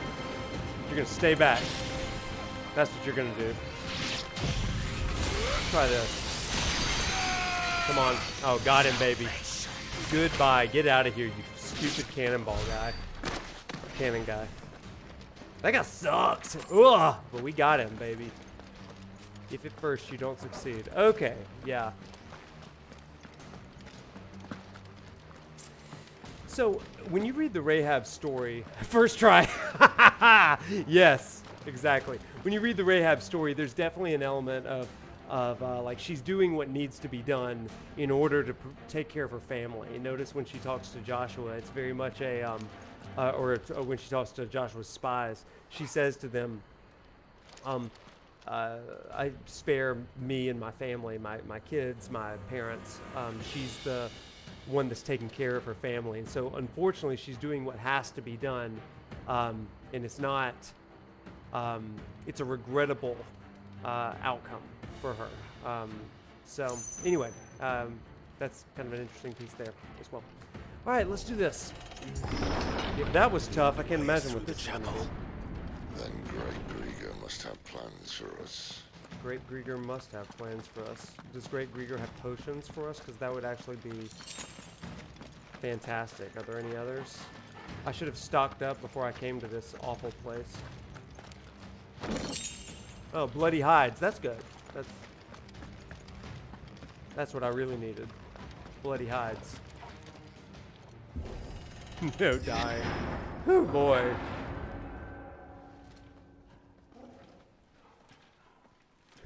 That was a train wreck. I hate cannonball enemies.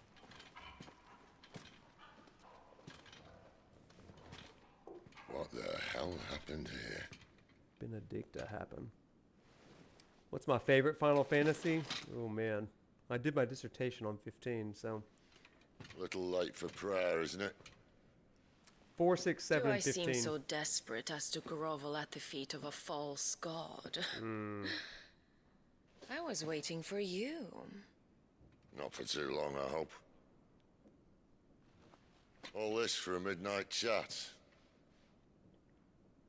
Well, let's chat then. Where are the men and women you took from Lostwing? You mean where's the dominant? Well, we shall be requiring his services indefinitely.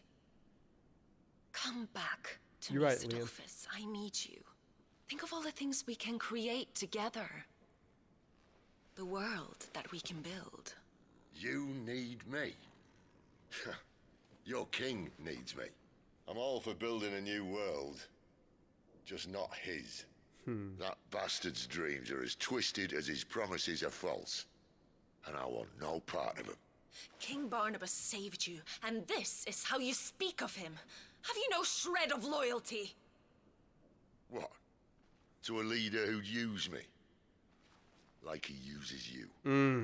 You know nothing of me, Sidolphus. You're right. I don't know who you are anymore. It's powerful. Or what you want. I only know what you used to say. That you were tired of running. Gosh, so good. That you just wanted to be free. Ah! Free of it all. You weren't lying to me then, so what changed? What made you think you had to sacrifice who you were to get what you wanted? Sacrifice. I use my talents to my advantage, and you would tell me there is shame in that? If there's no shame, then why do you feel so sorry for yourself? A rousing speech, Lord Commander. I was a fool to believe you might have changed.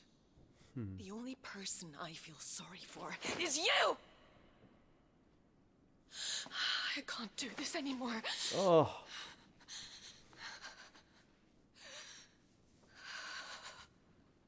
If you would stand between our leash and his dream, then you leave me no choice. Goodbye, Sidolphus.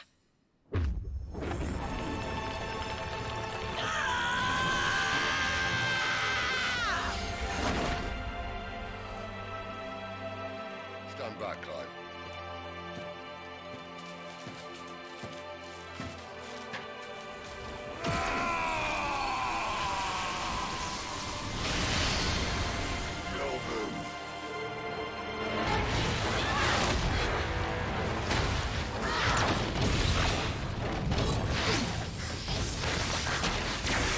Such a cool scene.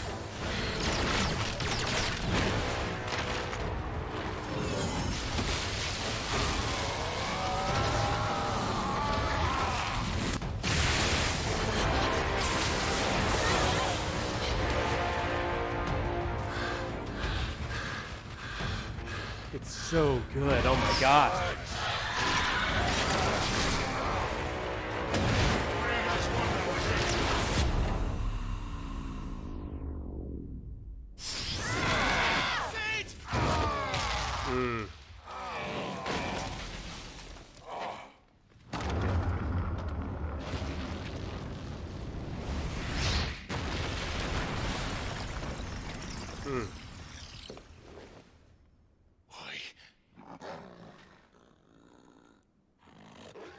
Finish them.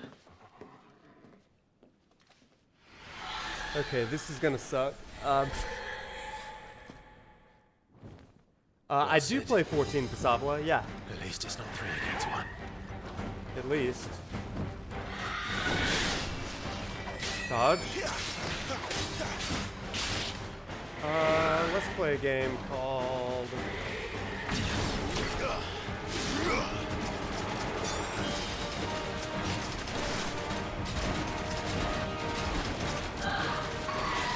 Ah!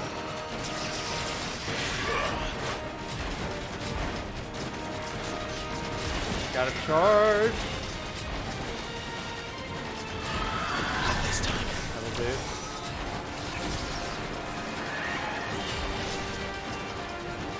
Okay. Charging up Mega Player, sorry.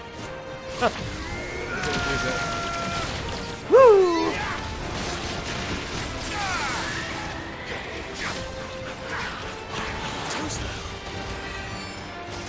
Back.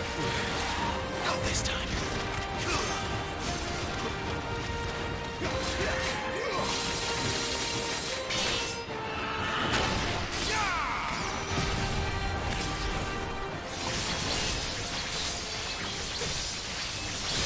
Heck yeah, heck yeah, heck yeah.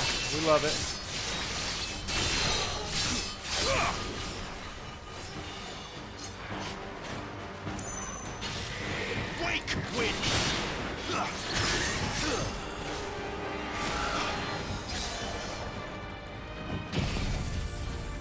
Superna is another name for Garuda. We love it. We're going to talk about the story of Garuda after this dungeon. Oh! Nice dodge. Woo! Almost missed. Nice.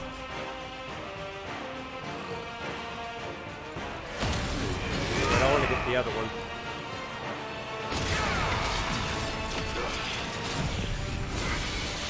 This game is so good! It is. You are correct.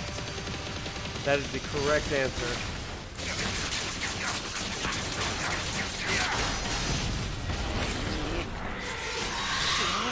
No! Not this time. Oh! Dodge. Better already.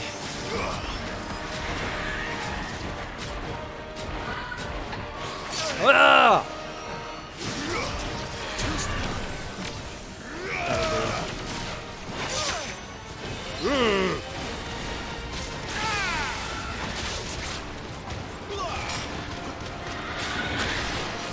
Yummy. Jump.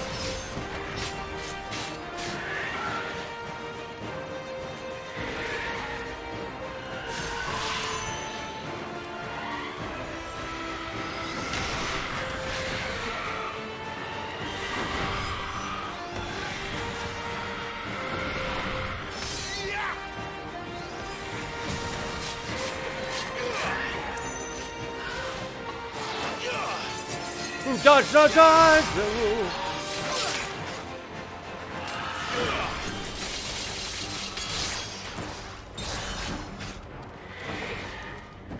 That'll do.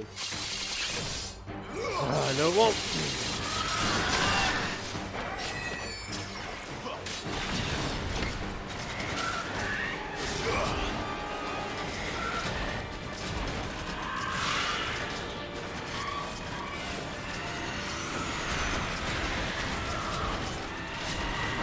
Ooh, man, bad choices. Bad choices again.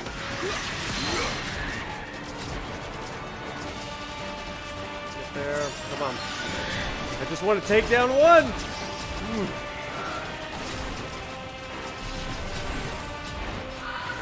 We'll start with that.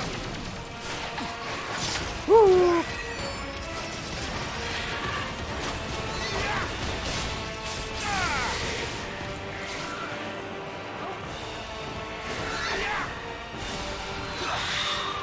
Dang it! I've got to get some potions. That's for sure.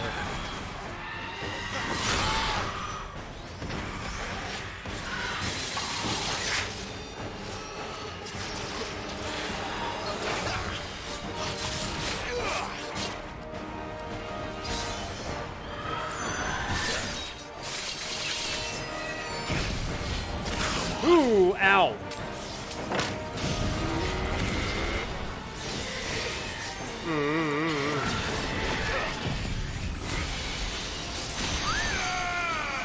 Where you at, Safarna?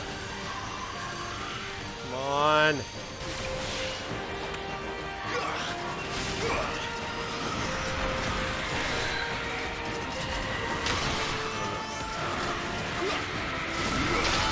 Woo!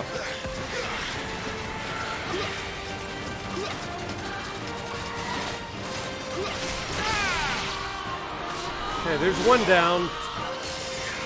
She doesn't look happy, Torgal. She is not happy with us.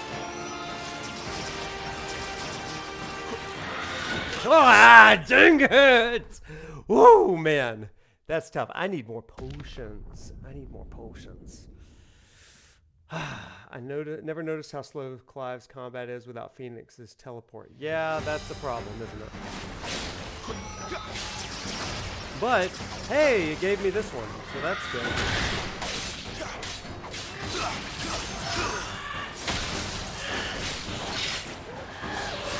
Ooh, man, I gotta get better at dodging. Okay, we'll do this. That's fine.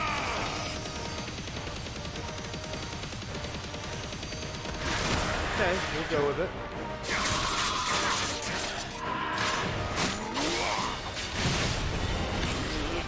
Cut, cut, cut! There we go.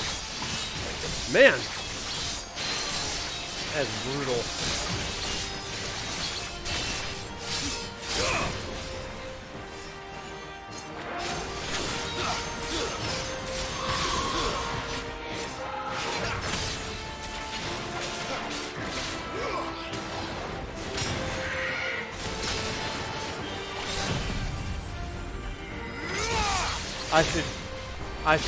I should definitely accept the truth more often. I tend to like try to save it for when they're staggered, but yeah, you're right. That would probably be very helpful for me.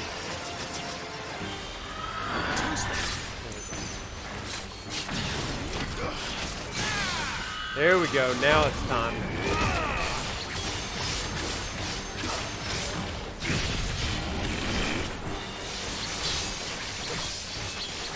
Woo!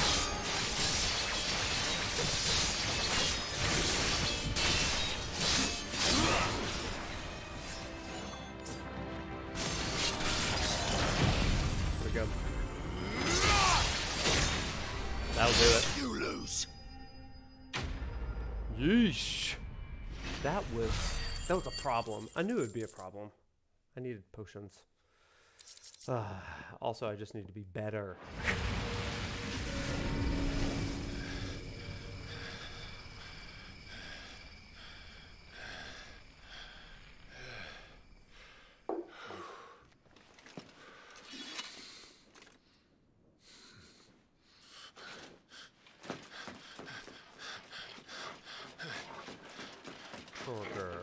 Sid, are you all right? Ah, that is me. That's angry me.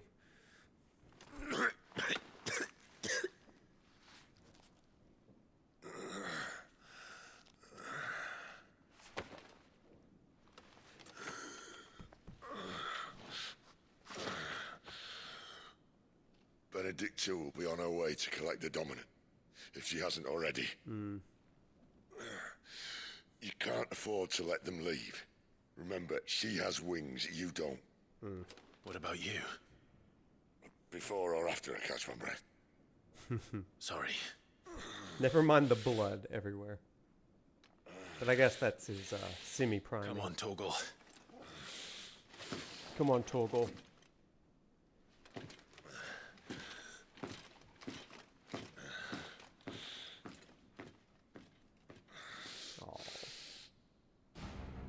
Okay, let's do this. Are there any potions anywhere? Okay, Torgal. We have 2 potions. Maybe that's enough. It's definitely not enough.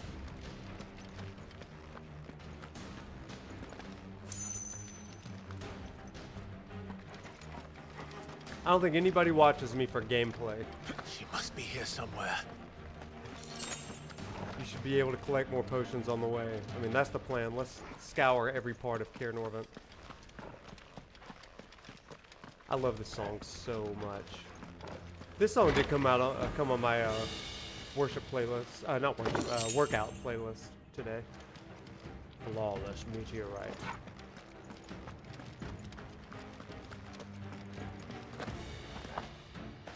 Aw. I think that I do want to add my, I want to add Phoenix to my stuff. These are really fast-paced, and Bahamut's a little slow for me.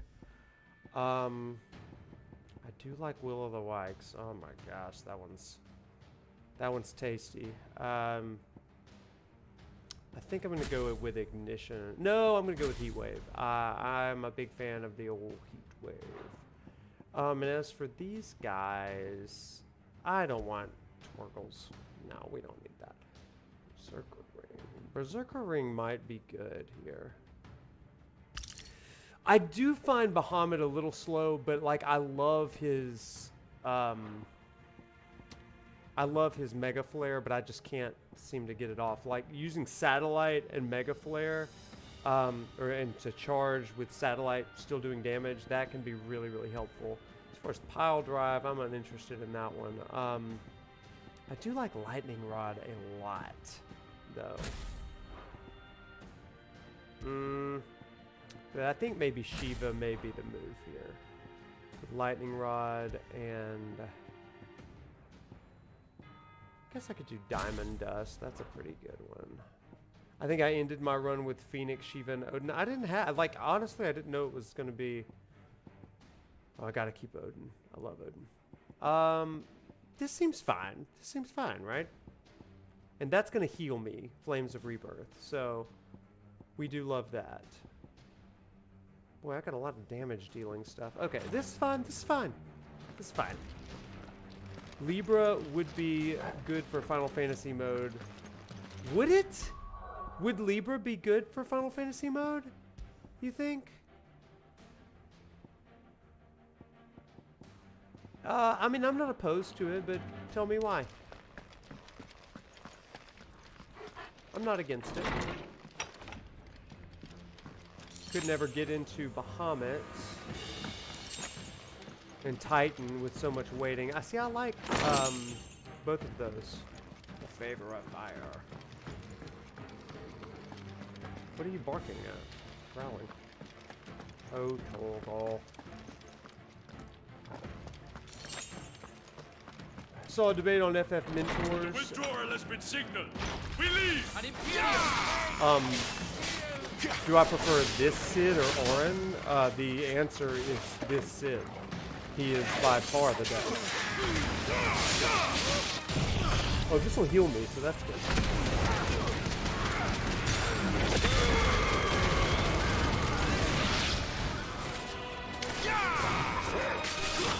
Stay down. That'll do. That'll do. Any potions, fellas? No? Exploit the weaknesses. Yeah, that's fair, that's fair. You know, I don't think I ever used Libra in the, Am I going the wrong way? Yes. Move, turtle.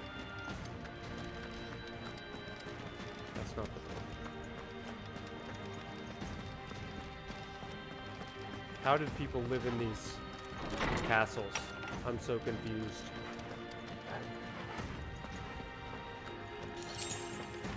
Well, Gil. You know, we can jump, but not over that. I'm running out of tower. Look at that pretty sky. Our lady wants us gone before sunrise. Oh, you'll be gone before sunrise. Not this time. Not this time, baby.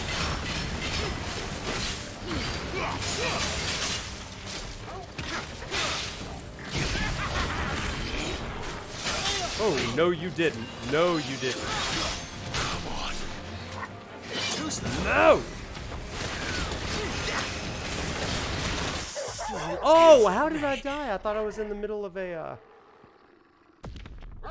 special attack. Oopsies. I thought about Benedikta. I've been dwelling on. It's kind of ironic. Garuda has wings, which can be seen as a symbol of freedom, and yet Benedikta is very much subservient. Lady of the Rings, you have nailed it. You have nailed it again. That is so, so good. There's an irony, a dichotomy to that is profound. Okay, let's get our lives together real quick. We're gonna start with this. Yeah, we're gonna start with this. Let's just unleash it all. How about? There's no reason to wait. Oh, that didn't do it? How about some ice? How about some ice? We don't even care. Oh, behind us?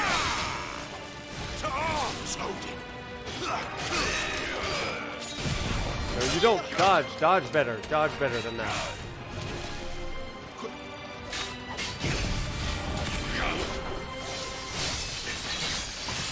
Go big or go home. That's what I say. If you got it, flaunt it. And we've got the icons. Let's flaunt the icons, you know?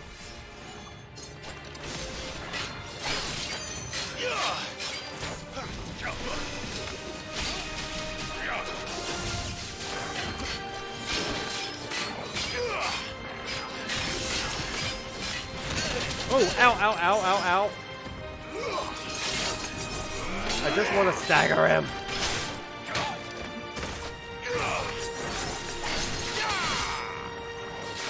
Stagger already. My gosh, that sucks.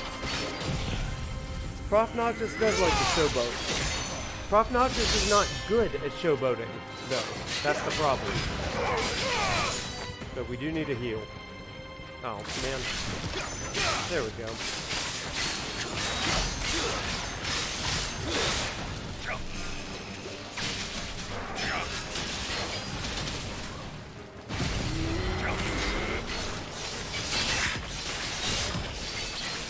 Well, that'll do. Kinda.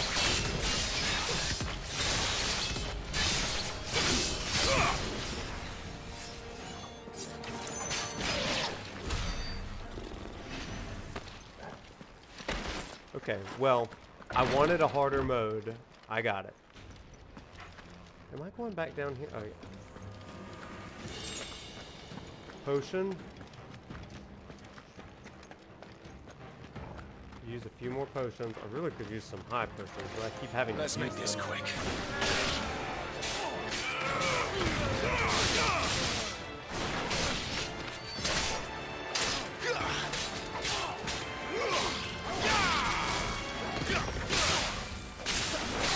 There we go. That's good.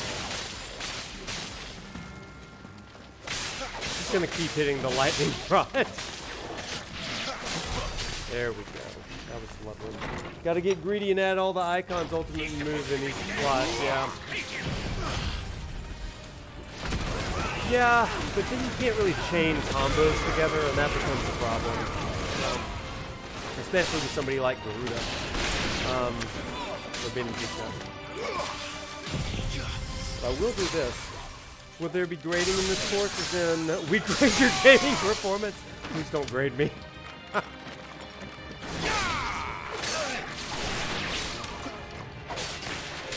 Please don't grade my gaming. I never claimed to be good at this game. I just like the lore. Okay, I guess we keep going up. I'm ready with Santasuken. No. Hey guys. Oh my gosh.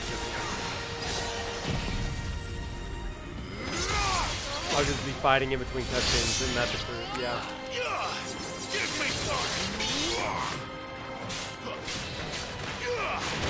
Ow, jerk.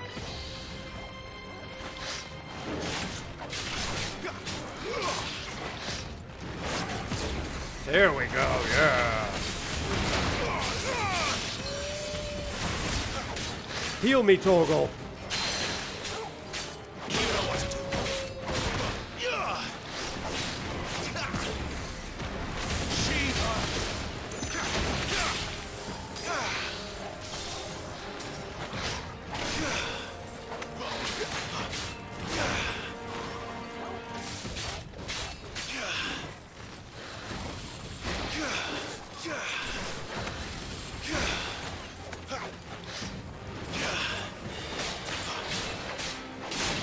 Oh, you jerk.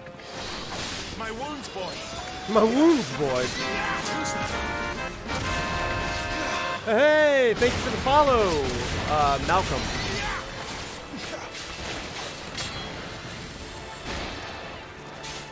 Was it the top-notch gameplay that got you? Was that it?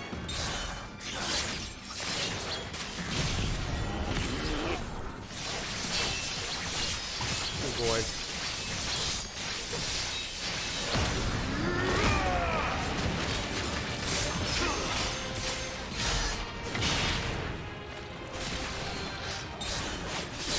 Woof.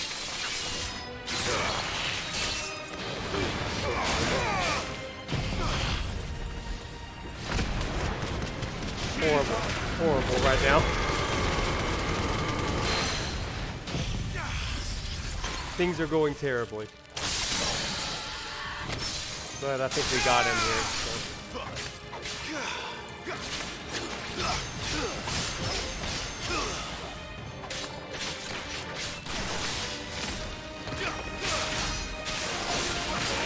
There we go. Oh, I've been told that people like it when I struggle in games.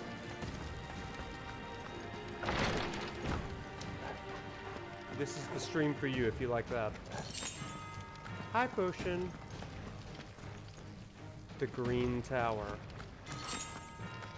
There's a potion. My wounds, boy. To arms, Odin!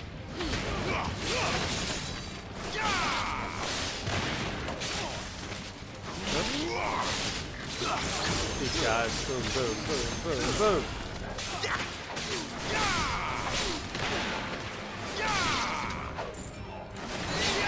Can't even see.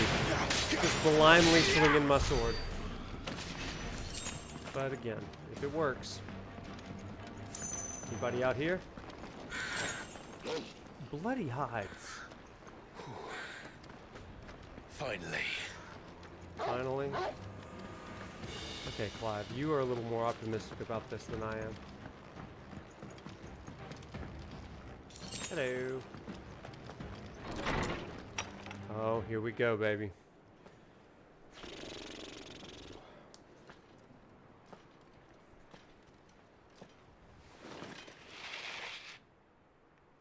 I confess I expected more from the old man. Yeah. And less from you. This is the second time you've bested my sisters. Men of your talents are rare indeed. That shot of the Mother Cast your lot Crystal, with such it undesirables. is nice. If it is the hearth you long for, you will find more than enough warmth under my wings. Hmm. You know exactly what I want. Hand over the dominant, and I'll leave you in peace. You would dare to make demands of me. Know your place, little lamb. Little lamb. Fool is the shepherd who heeds every bleat of the flock. And I will suffer yours no longer. Must I spell it out for you, Branded? No one is listening. No one at all! Ah! Come, little lamb, to the slaughter with you. Interesting that she says that under the red star that kind of symbolizes prayer.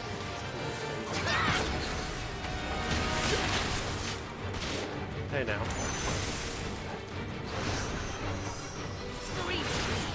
He isn't thirsty for your milk, Benedikta. You are correct.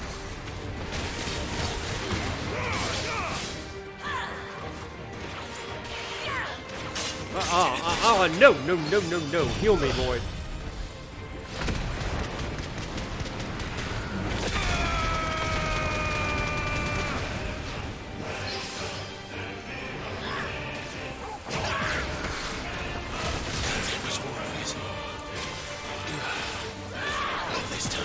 Not this time.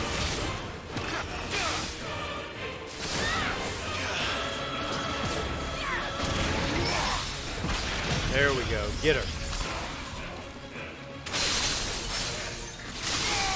That's right. Let's go. Let's go. Devil woman.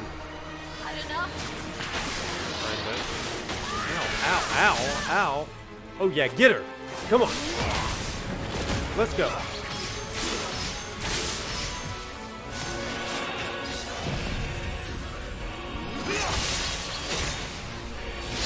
Beautiful. I love it. Come on, get her.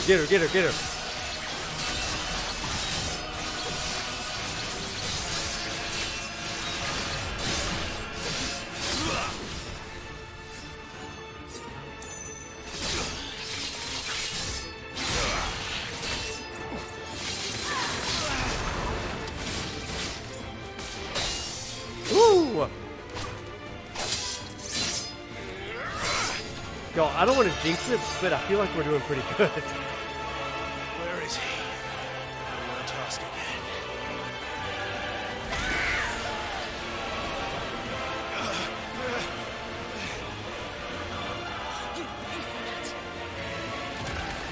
Little lamb.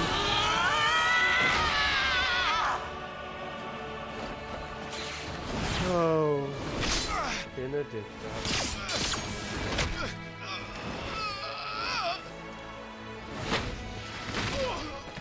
Hate that. Woo! He doesn't show you the buttons to press. Dodge this. My best boy.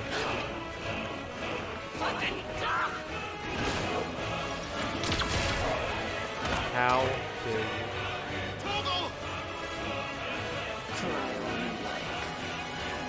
There's no one to save you now.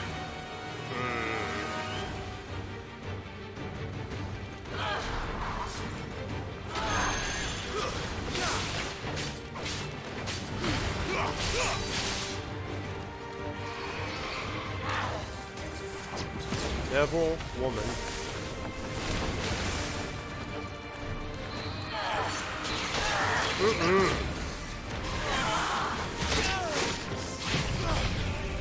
We're not letting this happen. No, ma'am.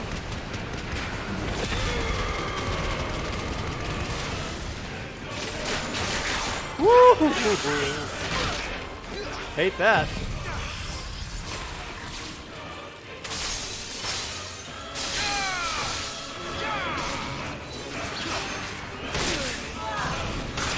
Oh, come on.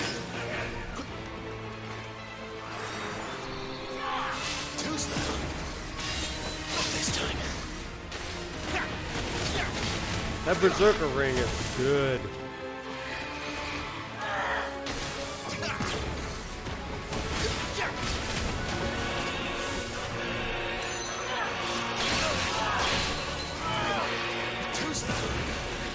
Yoink. Hate that. Ooh. Hit her. Come on. Ah, dang. Oh, got her. Focus.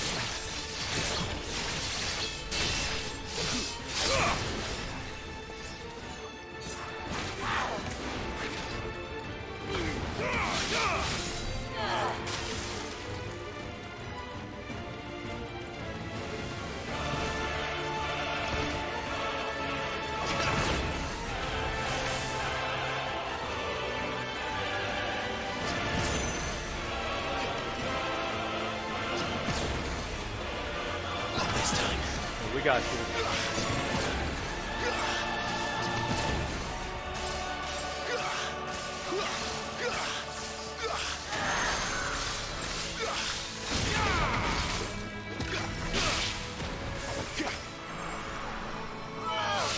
Ah!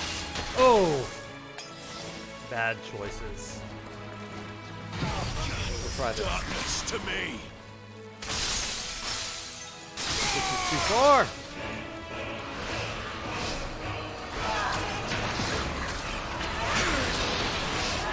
Woo!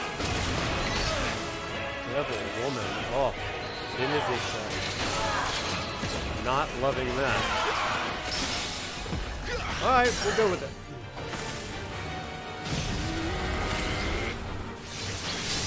Not going very fast. Ho-ho! Thank you, Ruby Smasher, for the follow. Appreciate you.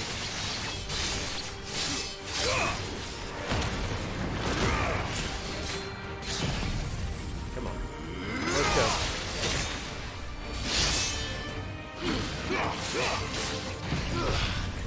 Everything. Oh, all at once. Hello, hello. How you doing tonight, Ruby?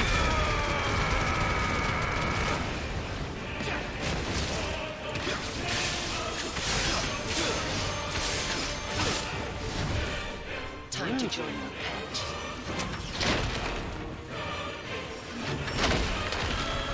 You horrible, horrible woman. Oh my god. This is...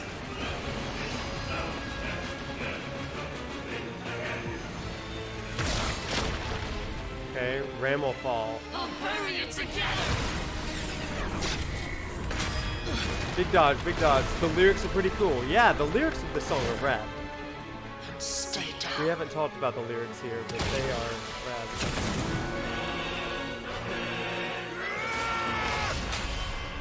Phoenix time, baby. Let's get her.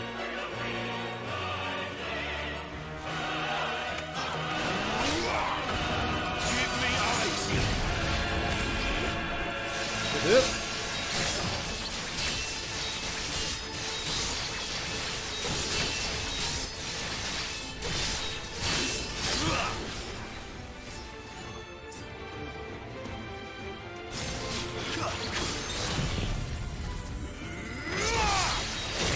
Oh boy, oh boy! Don't touch me.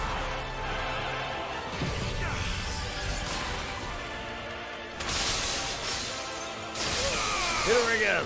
Disgusting. I know. Stay out of that. Don't focus on that. Ugh, don't focus on that. Who's that?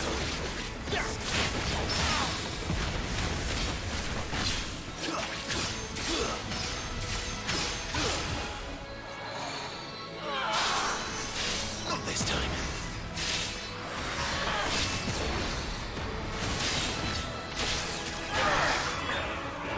Yeesh.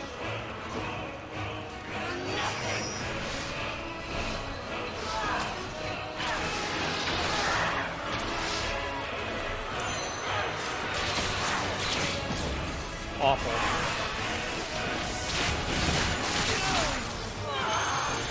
Dodge! Ah! We are having a time. What's up, Philip? Everybody, Philip Hartshorn in the house. A filmmaker here with us, baby. How you doing tonight? And Aaliyah with you. How you doing?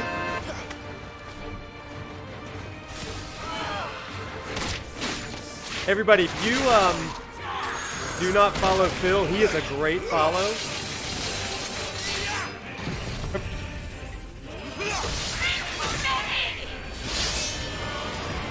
How you doing tonight, man? Oh my gosh, we gotta get out of here. Oh no! We are pro streaming, and we are struggling. Oh no! Phil, I love you, but I completely blame you for that.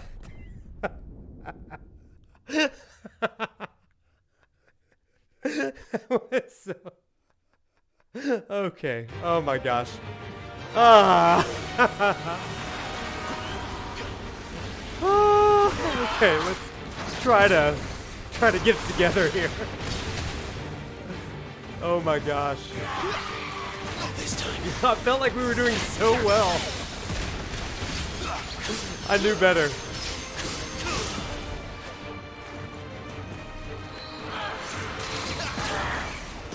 This time. There we go. We're back in it now. We're back in it, baby. You just had me so excited, Phil.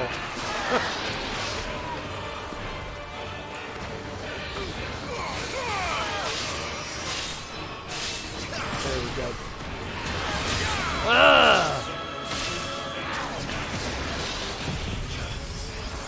Oh man, Phil, I wish we got to talk more in LA too. Everybody, Phil and I went to the Final Fantasy XVI premiere release launch party in LA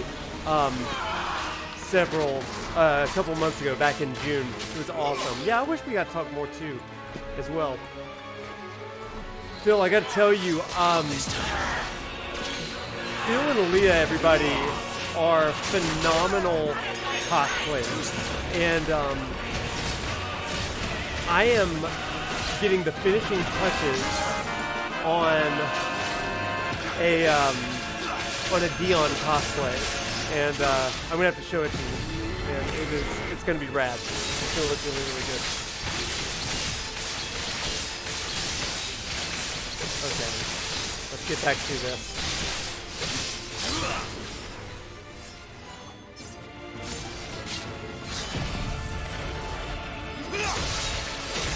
Oh my goodness.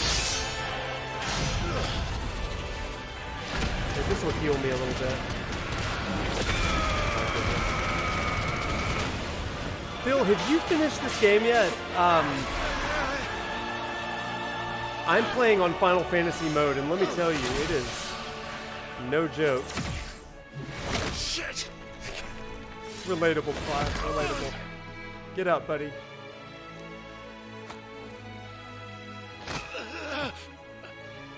Bad luck. Is this an insta-death? Oh, thank you, Torgal. Thank you.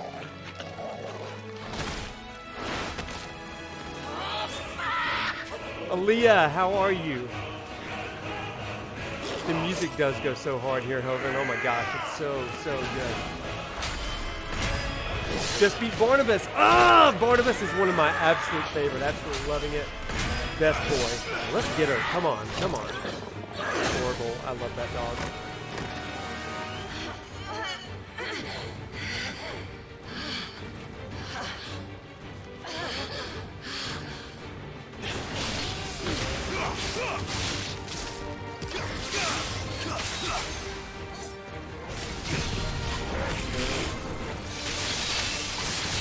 Ooh, don't mess with Torval, that's so true. Yeah, Barnabas fight is one of my absolute favorites in the whole game. I love it. I'm just unleashing everything right now on Garuda. Benedikta.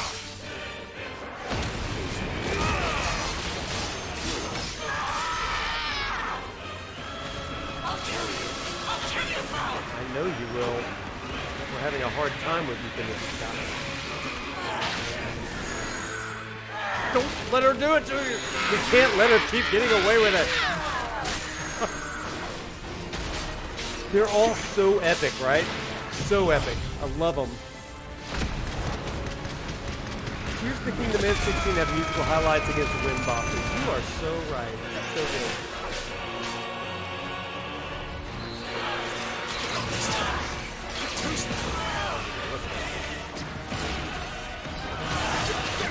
No, don't let her do it to us.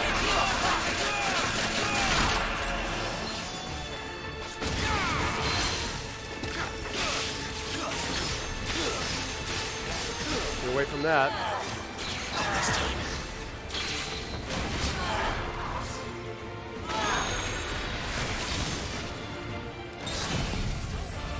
Don't forget the heat wave counter with magic. You're right. Yes.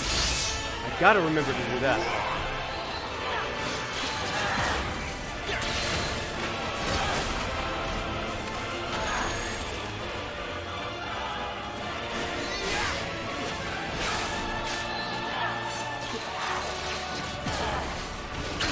Oh, no, no, no, no, no.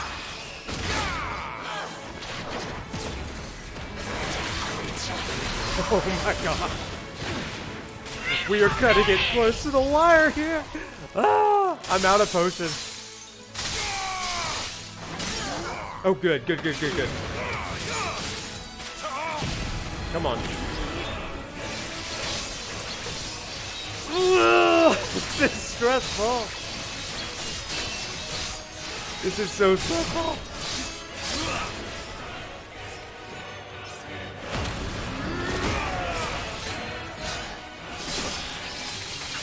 I'm trying.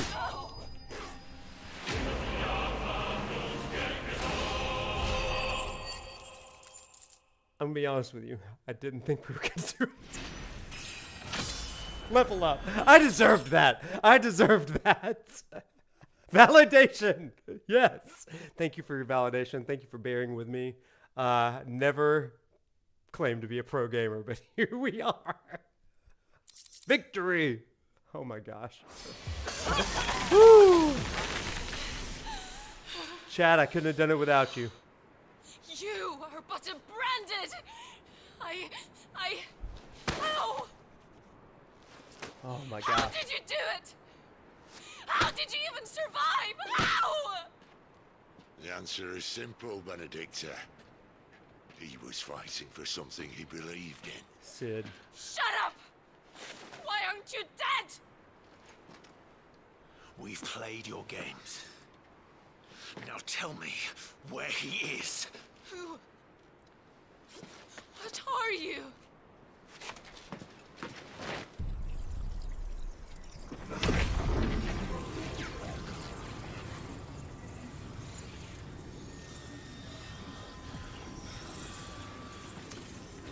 Yeah, we mentioned Benedikta's backstory earlier. This is such a cool part.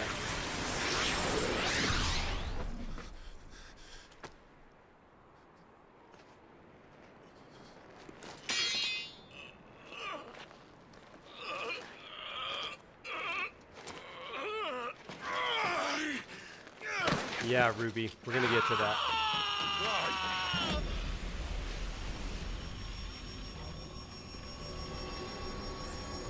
Just a fascinating character, Phil. Oh my gosh. We've had some killer discussions. Clive!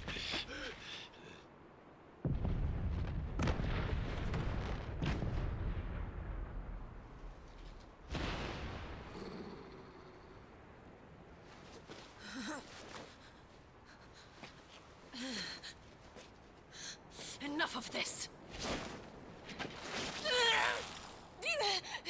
Ruby, I do too. What?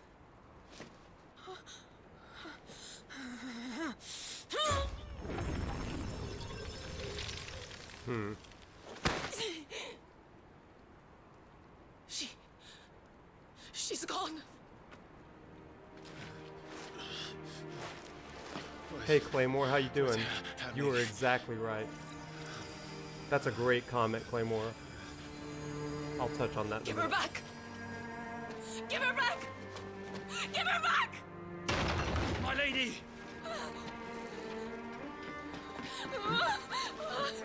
Where is she? Where is Garuda?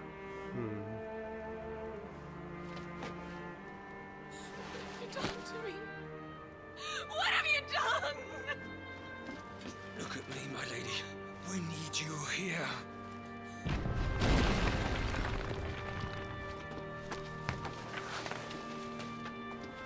What the hell is going on? Gosh, yeah. Her voice actor was perfect. Nina Indus, if you don't follow her on Twitter, or X, or whatever it's called now. Her power, you took it from her. How'd you do that? Phil, we're about to talk about that exact song. Fuck me. I hope the bearers found a way out. Clive, this place is ready to collapse, and I'd rather not be here when it does. If your dominant started this fire, and I'm betting he did, he'll be long gone. Damn it all.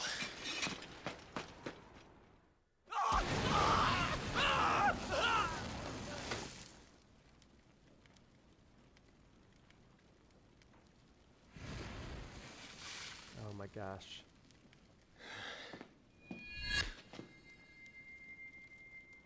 What was that? I created a diversion as commanded, Your Grace. The villagers escaped in the confusion. As should we. Yes. Roxas and Shion. Big vibes, you're right. I hate that you're right, but you're right.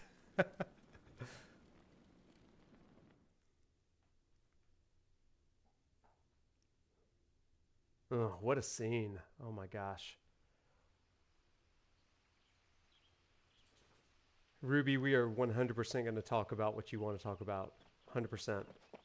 Just hold on a little bit. Well, not tonight. Oh, look. Morning maybe in about a month. broken. And here come the cavalry, itching to butcher the bastards who made him miss their morning gruel. Come on. If they catch us leaving a burning care, people might jump to conclusions. Truth.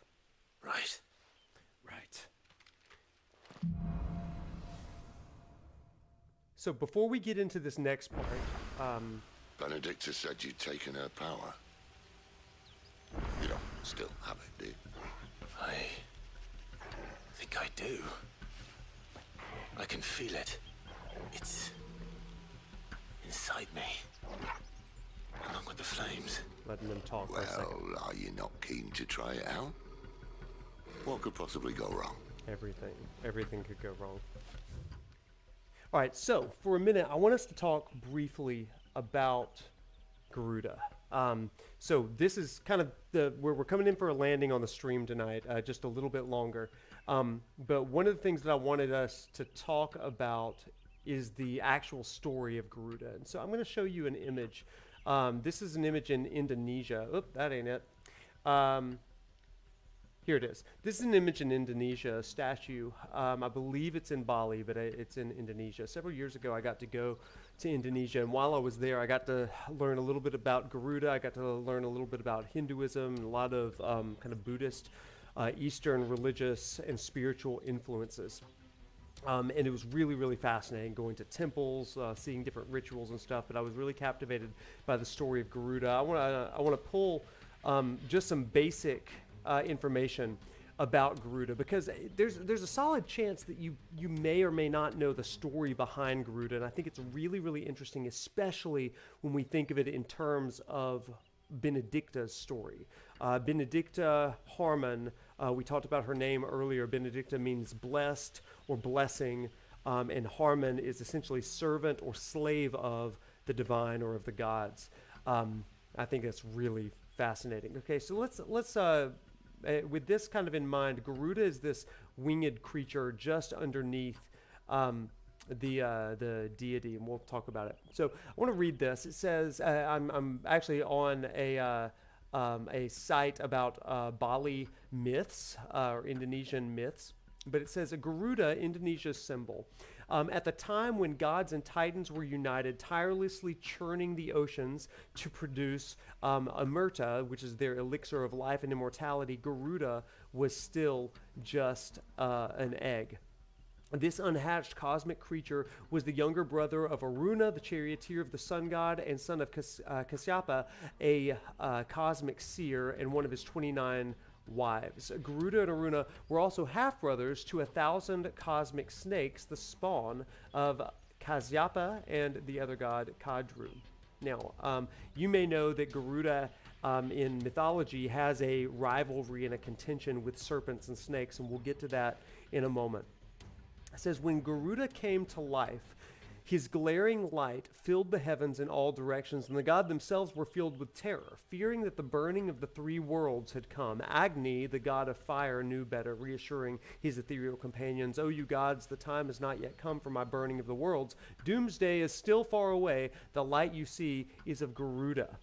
Having found his enslaved mother, Garuda approached his half-brothers, the snakes, asking for a way to buy back his mother's freedom. Now, this is really interesting. There was there is kind of a capture and a detainment of Garuda's mother, and Garuda is looking to free his mother here. The snakes then said to him, "The gods have churned the seas, produced a myrrh, the elixir of life, so obtain this for us and we'll free your mother."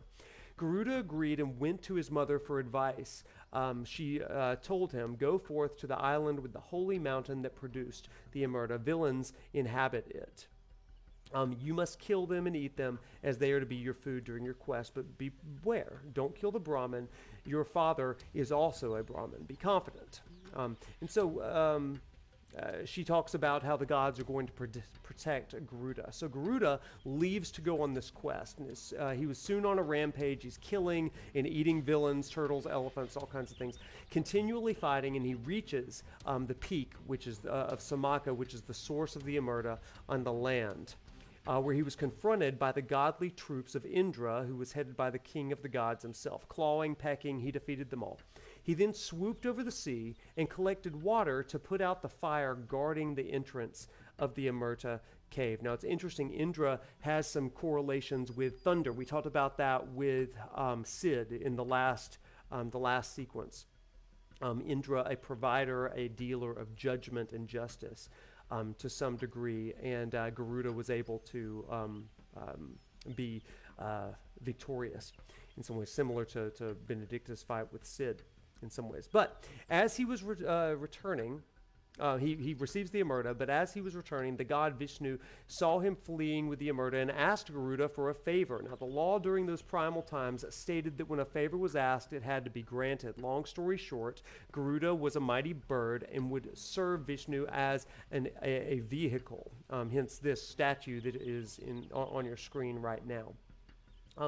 The Garuda story is ultimately a lesson. And I love this part. This is what I want to really lean into. The Garuda story is a lesson. Moksha, ultimate release, symbolized by this elixir of life, can be achieved, check this, only by overcoming our earthly bonds, symbolized by the monsters Garuda fights against and the snakes. Now, snakes come in all types of forms, but this is a metaphor in some ways, a symbol for the chains of existence. There are things that seek to keep one from having control over their own destiny, freedom to choose.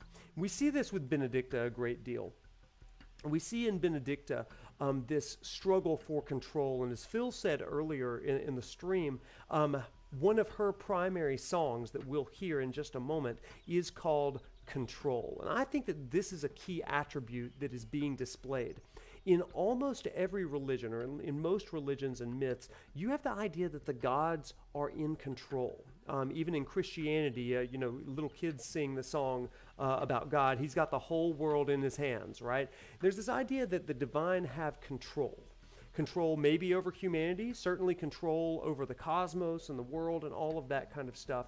But this offers a great question. If part of the icon, the image of the divine that is inherent in all humans, if part of the icon is to be co-creators who are in control, to, as it says in Genesis chapter 1 and 2 of the Hebrew Bible, that humanity is to join with God in subduing the earth, reproducing, filling the earth, and all that kind of stuff, then there's a degree of control that's inherent in the human experience. With Benedikta, we have a story of a woman, a girl, when her story really begins, who has no control. She is subservient and submissive to every person, be it slave owners or to Sid, in some ways, even though he has her best intentions, presumably at heart, to Barnabas. She's able, her struggle is, how do I gain control in my life? Sometimes that means she's going to use her sexuality, her body, to get what she wants from Hugo, from Barnabas, from others, presumably. Other times, she's going to use the power of a dominant, summoning Garuda's power in order to wrest control from those who have power. Benedikta's story is a story of someone who is powerless against the world around her, and ultimately, it's a sorrow, it's a sad story of what happens when someone gets out of control. Someone in the chat mentioned earlier that her story is plagued with chaos. And chaos is the opposite of order. in a lot of creation myths, you have the story of God who brings order and control to an unrestrained chaos. What happens when the chaos wins? And that's kind of where we get to, inevitably, with Benedikta's story. Could it have been a different way? Absolutely. And we see that a bit with Clive and even with Sid to some degree, and we'll certainly see it with Clive. Okay, so there's a mini lecture for you as we go into this. Give me some thoughts, your things, and then we'll go and we'll face off against Garuda now. Thanks for listening. What other attributes do you see in the Benedikta Garuda storyline here? Where did you two come from?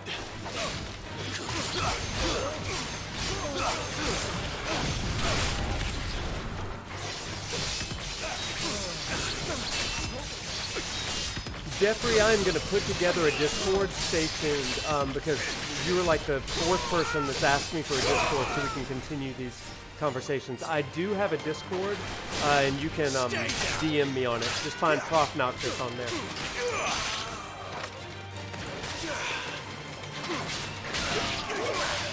That's enough.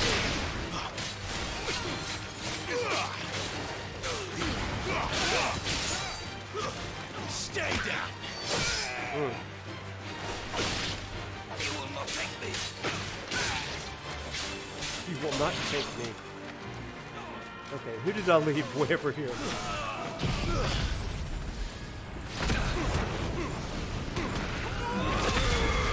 Ruby Smasher, I think an important attribute is the first dominant we fight shows us the divine aren't always so divine. Yes, absolutely. I think that somebody in the chat mentioned there are there's kind of like the Carl Jung shadow self that's evident in this game. Man, oh man. What a great thing. Well said, man. Great lecture. Hey, thanks, Phil. Really appreciate it. You know, in all of this, I feel like I consider all of you to be kind of co-researchers with me. So if you have other thoughts and you're like, hey, this would be a good attribute as well, I am here to listen. My ultimate hope is that this is going to turn into a more concise YouTube series and maybe even a book down the line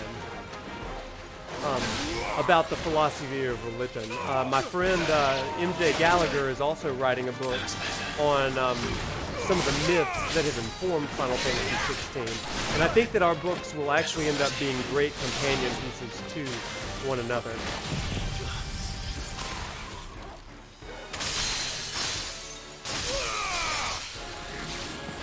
Oh no, I'm gonna die.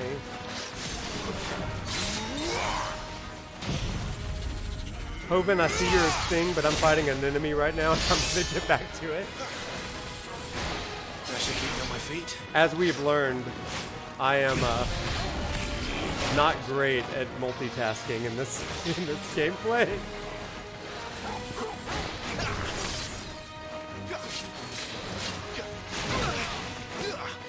There, boy. Not this time.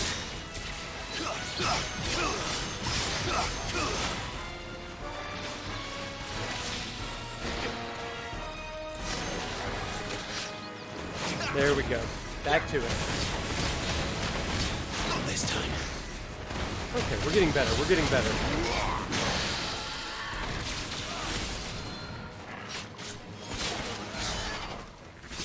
Oh my goodness. It is struggle bus city here. Garuda the god being a servant of sorts to other gods like Vishnu while having godly powers itself is super interesting. Especially when we see Benedikta's subservience to the king. Oh, 100%, absolutely. I think that we really see that. Control also ties back to the theme of fate and systems and choosing how your life goes. Yeah, it does. Heck yeah, it does. I love that.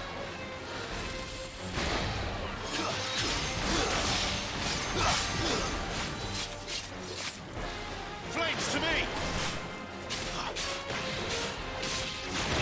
Friends, oh no, am I Am I about to die? I've got something to say in a minute. Whew, okay, let's try to do this. Man, this guy is awful. Got him. Oh, that was a pain. Everybody, in the last conversation I mentioned MJ Gallagher. If you don't follow him, he is on Twitter or X at FF7 Novels, and it's VII Novels. He's written several books. Currently, I'm reading Greek myths that influenced Final Fantasy VII by him. It's a phenomenal book. Make sure you give him a follow. Like I said, his book on Final Fantasy XVI is going to be a great companion to this series. I think he's planning to put it out next summer. Who knows when my project will be out. Also, Benedikta. It's only me. Damn it, Gav, are you trying to get yourself killed?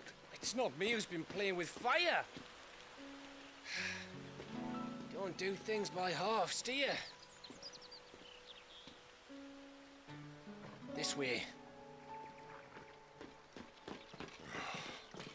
The books are very cool. I love Greek. You minored in classical studies. That's awesome, Phil. I did not know that. That's phenomenal. I love that. I bet you've been having some good talks with him. Who was it? Good question. Someone who didn't have their hands full fighting a bloody harpy, I guess. But what matters is they're safe. Something they wouldn't be had it not been for you, Gav. Yeah, Hovind, I need that book for this stream. Doing my job, like. So, what about his dominant? Gone. And after we were so close. Well, I can track him. Why would you? Sid told us about your family. Lost me own to Imperial Steel. Sometimes vengeance is the only thing that keeps you going. Yeah, we will, Phil. That's awesome. Thank you. Go safely, brothers. I reckon he likes you.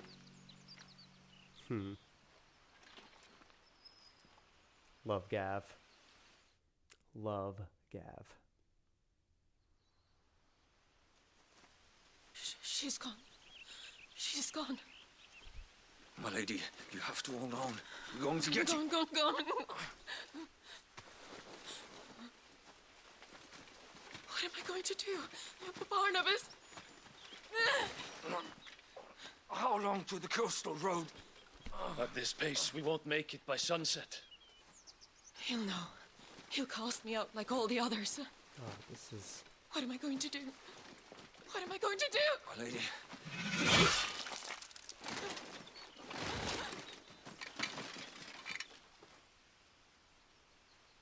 Carol.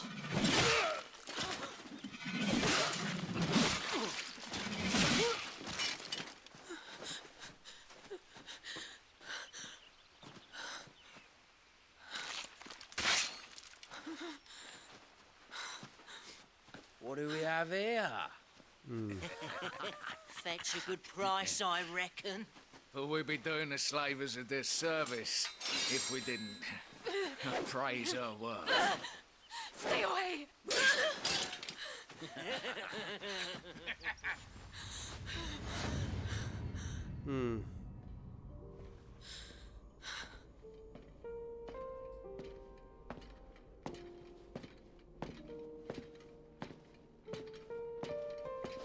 Phil, It's all right. Can you talk about the cinematography? They can't hurt you anymore. I know you've got thoughts on this. This is...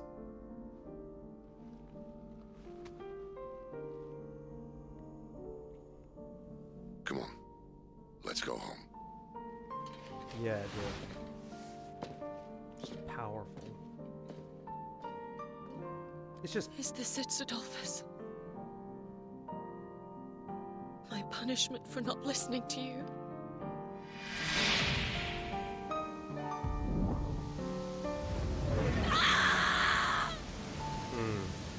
This wretched world!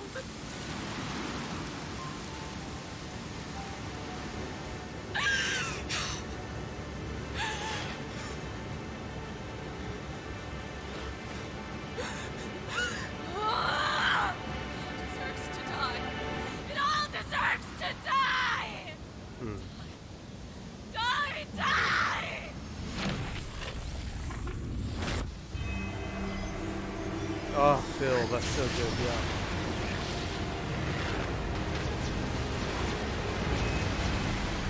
Also, for you 14 players, listen to this nuance. There's some callback to Garuda's theme in Final Fantasy XIV. Powerful stuff in her themes here. Let me catch up on chat for a minute. Shadow side of Sid is that he can't save everyone, even if he was well-meaning intentions. Yeah. Sid. Is there one that makes me think of feel it too? family? Yeah. I'll talk about it, Jeffrey. Garuda.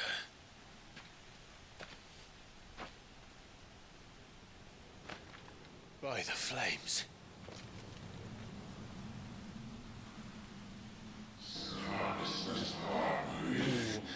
Mythos, Mythos. She's drawn in too much ether. She can't control it. If Garuda isn't stopped, that vortex will swallow this whole forest, and us along with it. Then I'll stop her. You'll stop her. I heard it again. Someone is calling me. Damn it, lad. That doesn't mean you have to listen. I love Sid so much.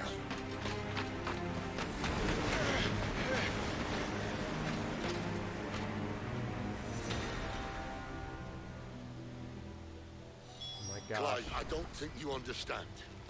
That's not just windy weather you're wandering into. Benedikta's rage knows no bounds. And that's on a good day.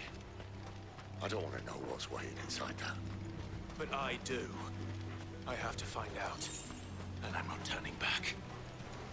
Y'all, we're coming to the end here, so I'm gonna like touch on chat briefly. There are so many. But right now I'm trying to survive as One well. for every fragment of our mind.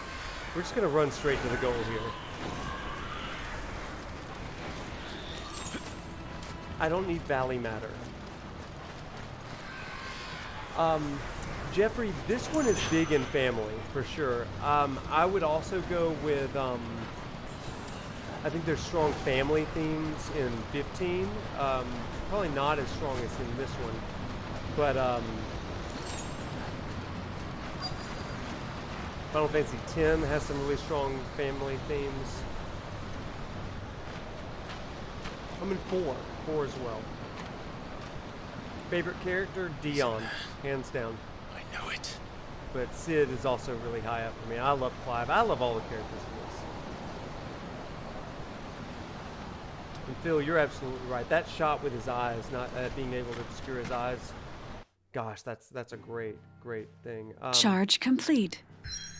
I'm sorry, that was really loud. I have no idea why it keeps doing that. I've got to check my settings on my computer after the stream. Okay, my favorite character, I did that one. How Sid is standing on another path of love, not power. Okay, let's do the Eye of the Tempest, and this will be the last thing that we do of the night. Ruby, you mentioned the shadow side of Sid. Next stream, we are talking specifically about the shadow sides of these dominants. So get excited for that.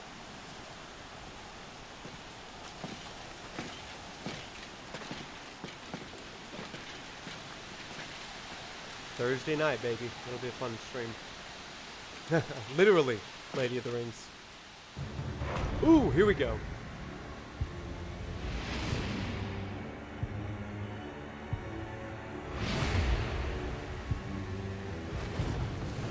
Wait!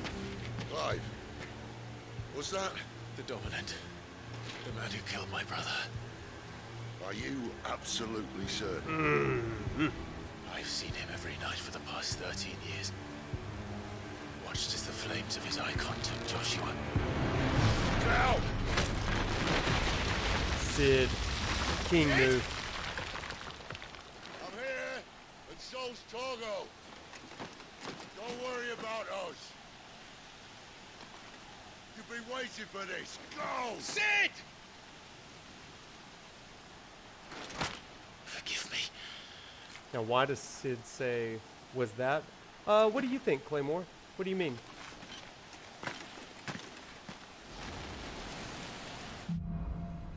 I just took it as he was asking, was that the dominant?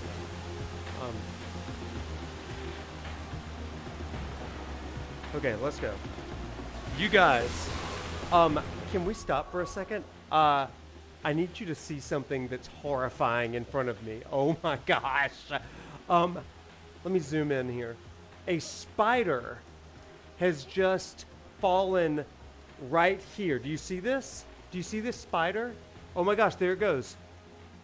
It wanted some spotlight. I'm gonna have to deal with that later after stream. This is terrifying. There is a spider in front of me. It just dropped down. Go away, spider. Go away. Burn it with fire. Oh my gosh, go away, spider. Now is not the time. Cameo from Spider-Man. This is a Spider-Man 2 cross promotion right now. PlayStation exclusively on PS5 this fall. Oh my gosh. What is happening? Why is there a spider? This is terrifying. Dream Boom. How are you doing? How are you doing? Welcome. Welcome to the madness. Okay, we got to get through the stream fast, y'all. Okay. Oh, this is horrifying. Okay, let's go. Where did he go? I'm going to be looking up for the rest of the stream. My life to be gone. Oh my god. I thought it was the spider. I'm not here for you, Garuda. I'm like afraid of things that fall from the sky now. I know it's there watching me. What's up, potatoes? And men, the gang's all here tonight. What's up? That was horrifying. Okay, let's try to get back into the mindset of Professor Freakout right now. Stop me, Garuda!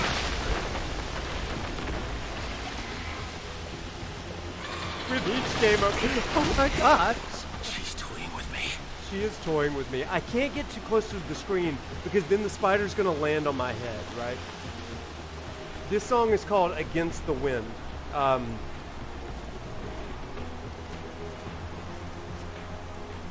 And you can hear the motif of Garuda's theme from 14 in it. I love it. Let's go, let's go.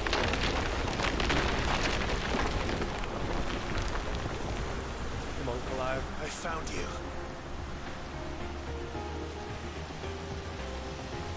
Sorry, y'all.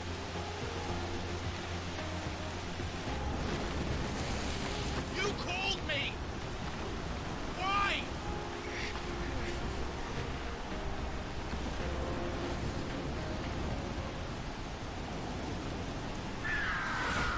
Oh gosh, here we go. I'm woefully underprepared for this.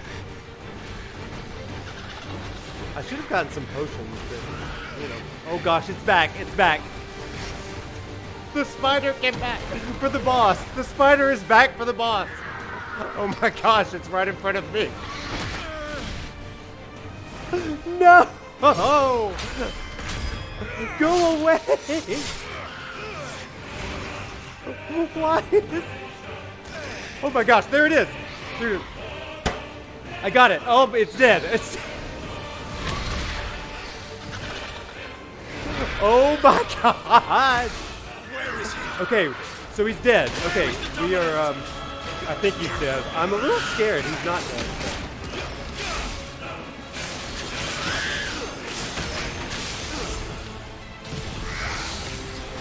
No. This is horrifying. Y'all, I would have normally... Oh my god, okay. Weird.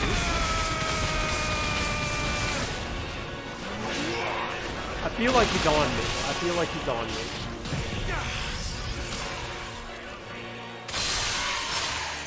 This is testing everything in me. Ow. Well, this is going really poorly.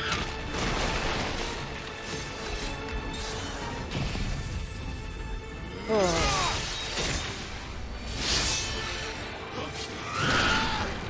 I hate that.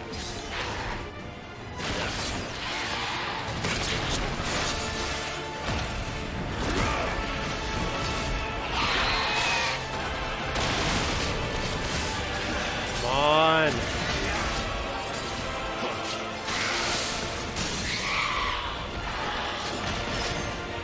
Garuda does kind of look like a spider, doesn't she? We hate spiders. I don't like spiders.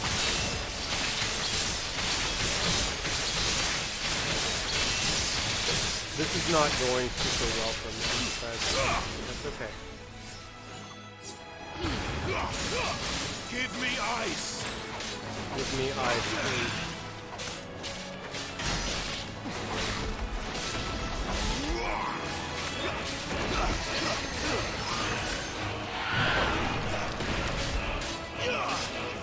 Okay, we're focusing, we're focusing.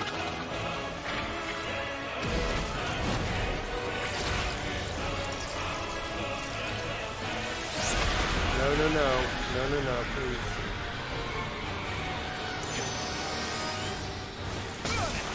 Oh, no, no, no, no, no.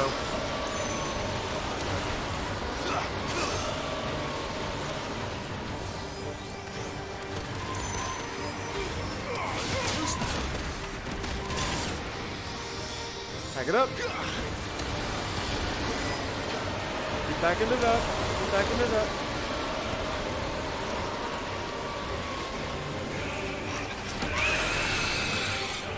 Let's do this. Woo! This is a stressful fight.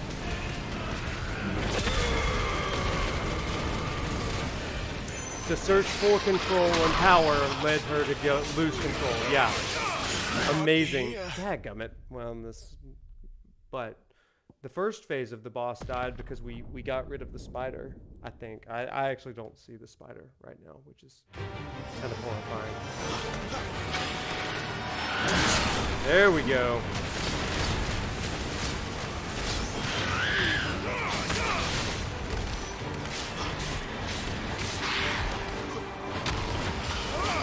There we go. Let's do that.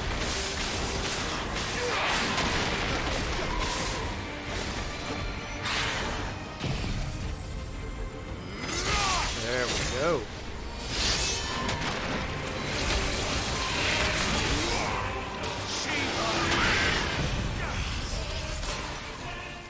No tornado, no tornado. Oh, we love that.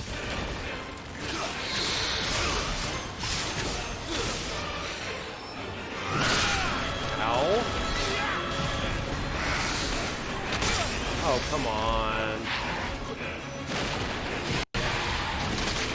Oh, we are not doing awesome.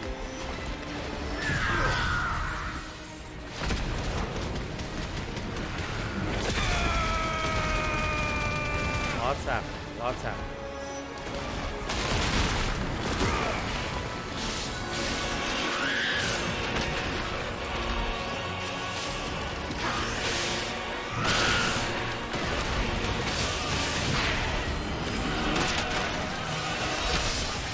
There we go. That's good. That's good. Oh, this will be good.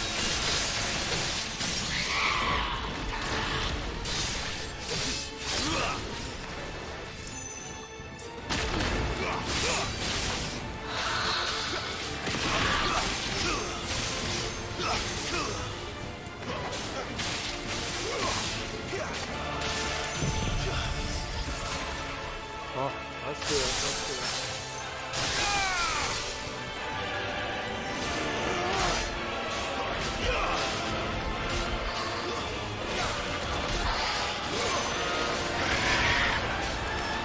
Dodge, dodge, dodge.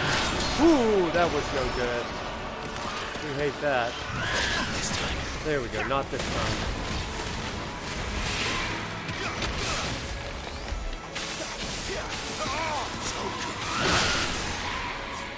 Okay, good things are happening, yes.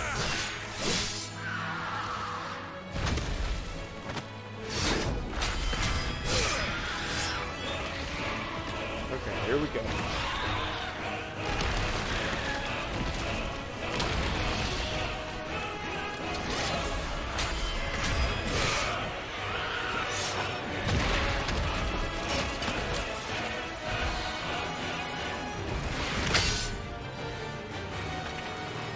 Come on.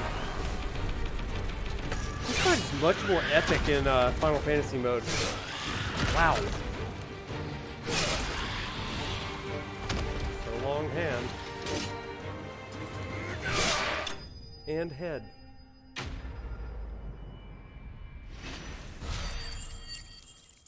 I think this fight also makes the player think humans, or at least people blessed with magic, can defeat the divine. And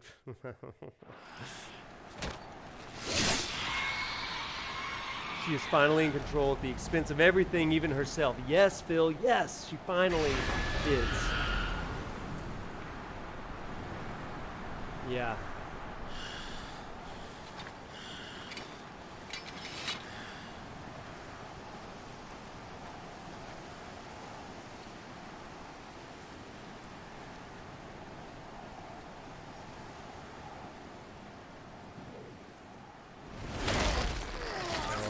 Go.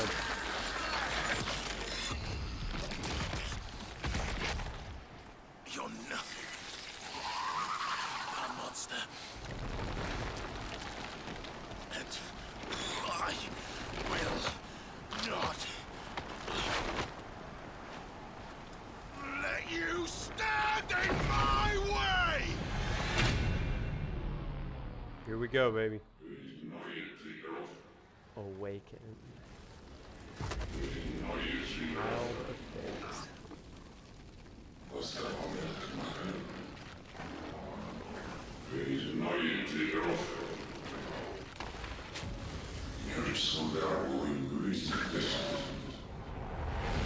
Clive also has no control. Yes. It's incredibly sad.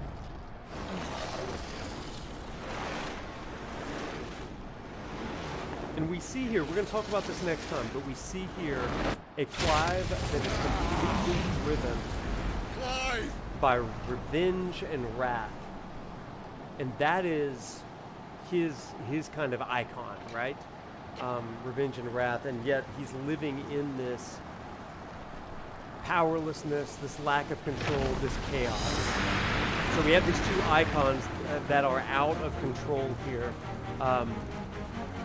With some, I mean, it is a battle of control between the two of them, and yet both of them are out of control and still in the degree of modicum of control as well.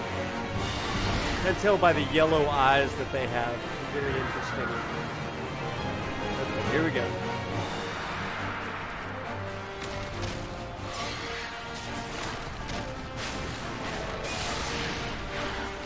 Ah.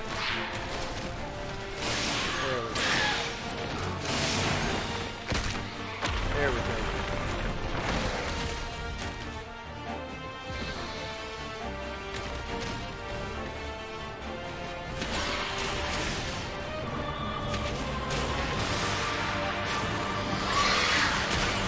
Ow. I love this fight. It's so cool. And this music. Oh my gosh. Listen to that crystal theme in the background.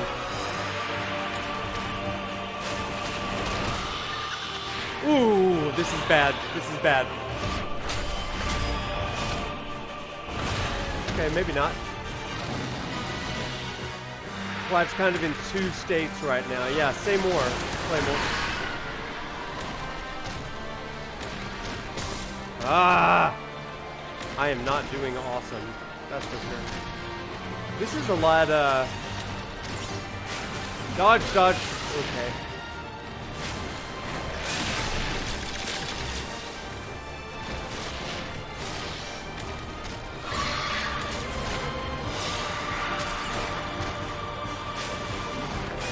There we go, here we go. A bit like Joshua going from orange to blue as he gains full control of the Phoenix. Yes, exactly.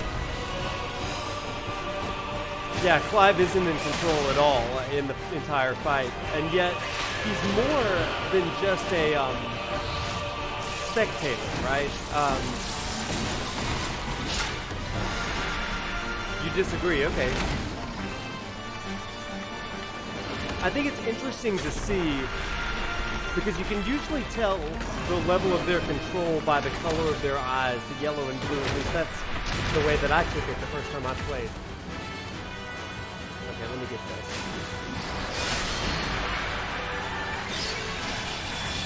I'm actually gonna have to like, oh my god.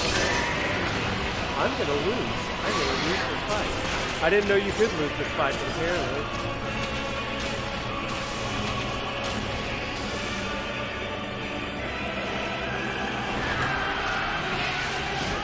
Oh, I didn't know she came back.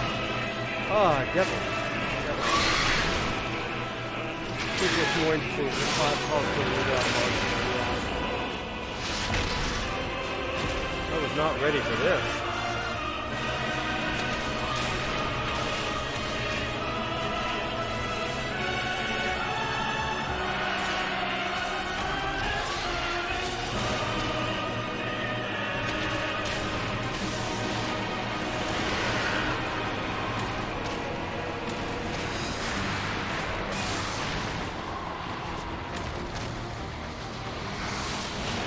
Ooh! Dang it! Ah! Okay, there we go.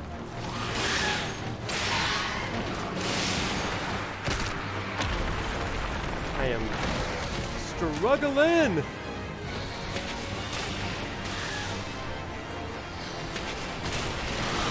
No, dang it! Oh, I'm dead. I'm down. Oh, no! Though I've never seen this cutscene, so that's kind of cool.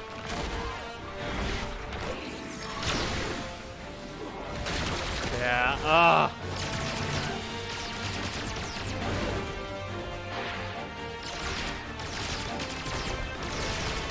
maybe I have seen this cutscene.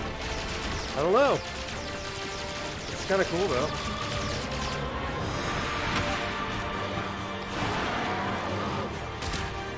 No, don't let her do that. Slam her down, slam her down.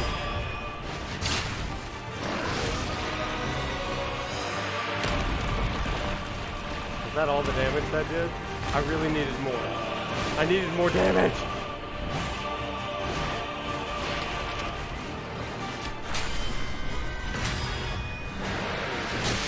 Oh my goodness. Hit her again.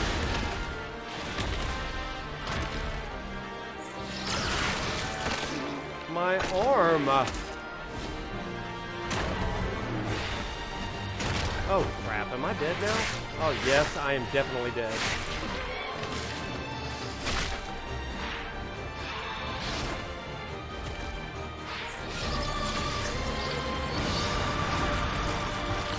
No, I'm not. Okay, these are just cutscenes.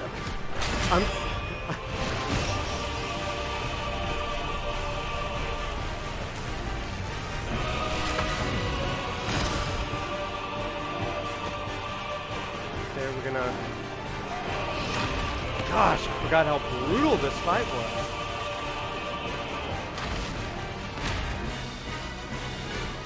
Let's go. There we go.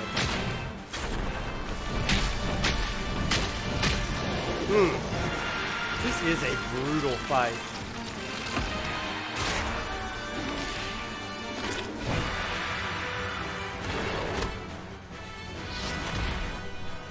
I'm just pressing buttons on the object that I have to.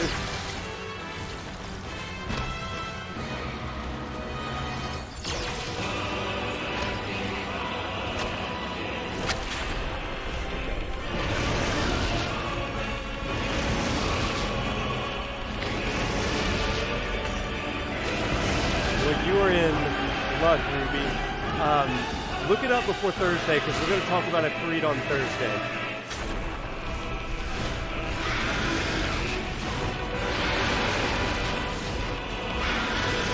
Come on, let's do it. Almost got her. Y'all, this is much more intense. I mean, look at my life. I was so close.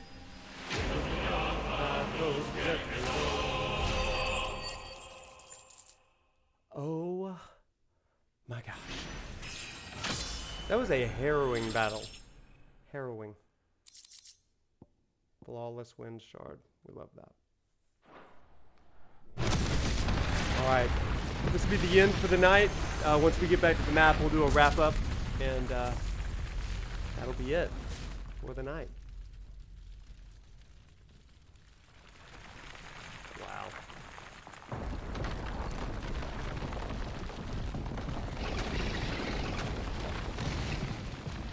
Control it, Clive! Control. Again. It is you, isn't it, Clive?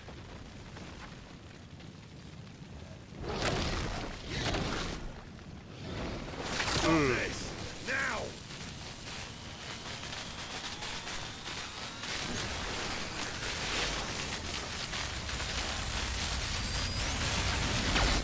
again with the provider. Gosh. The provider of justice.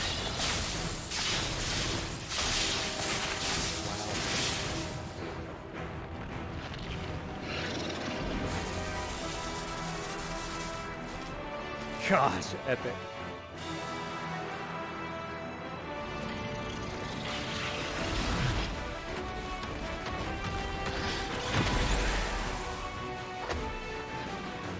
I said stop!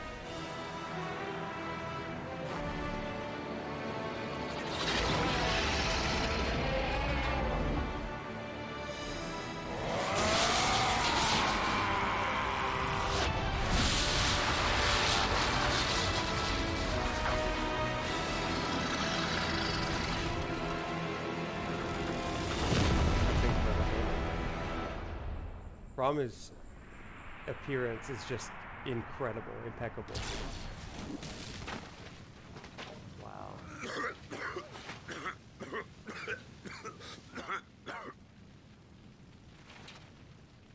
You're too nice is your problem. Really important cutscenes, Ruby. You're Bloody right. mess, this.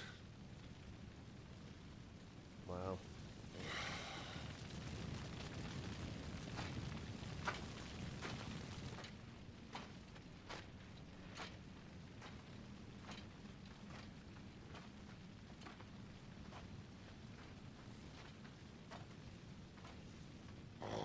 Clive.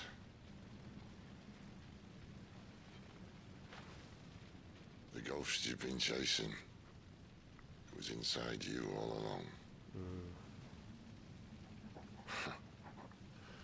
They'll be damned if I know what that means. For real.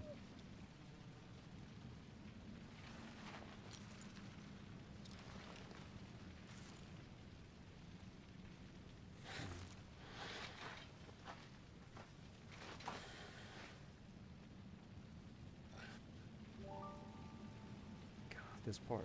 Oh. It's hard.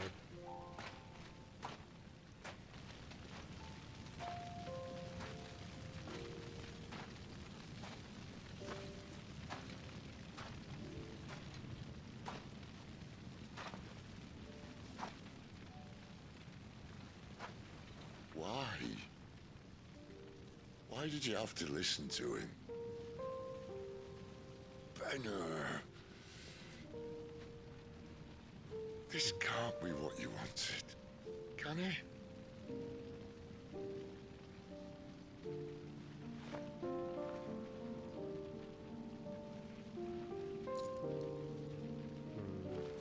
Say more, Ruby.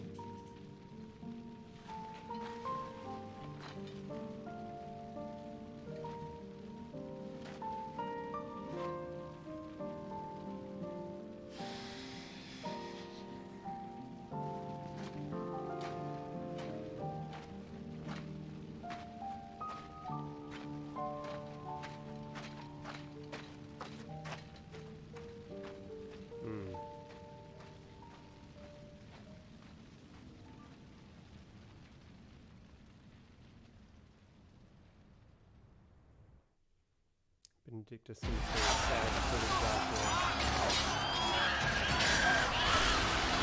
one. Alright, we'll end just after this. His Majesty!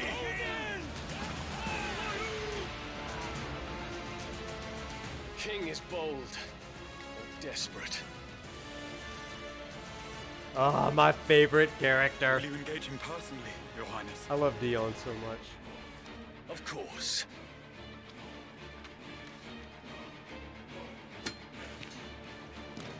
Greco's breath fill your wings. Ah, it's so cool. Gosh, Dion's cool.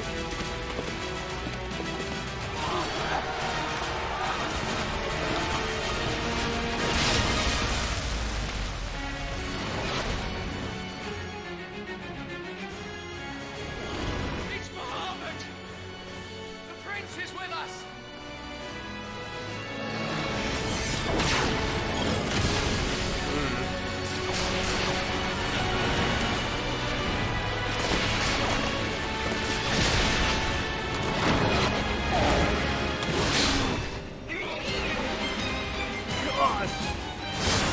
The 2 blue eyes, right? How cool is that?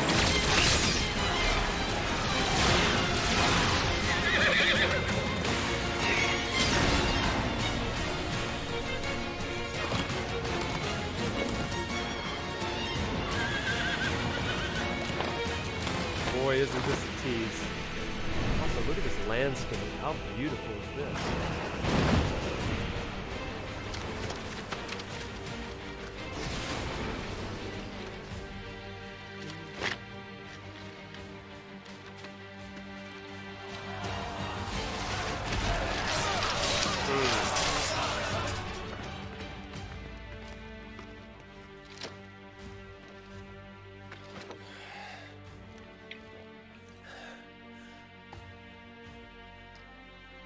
Reform the cohorts. At once. Gosh. What a cool scene. Your Highness.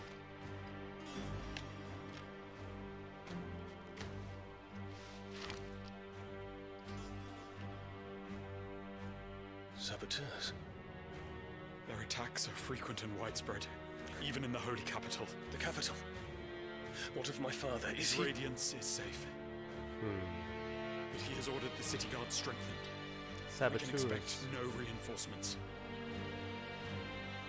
That is of no matter. The Emperor's safety is paramount. I shall deal with our enemies here. Gosh. All of them.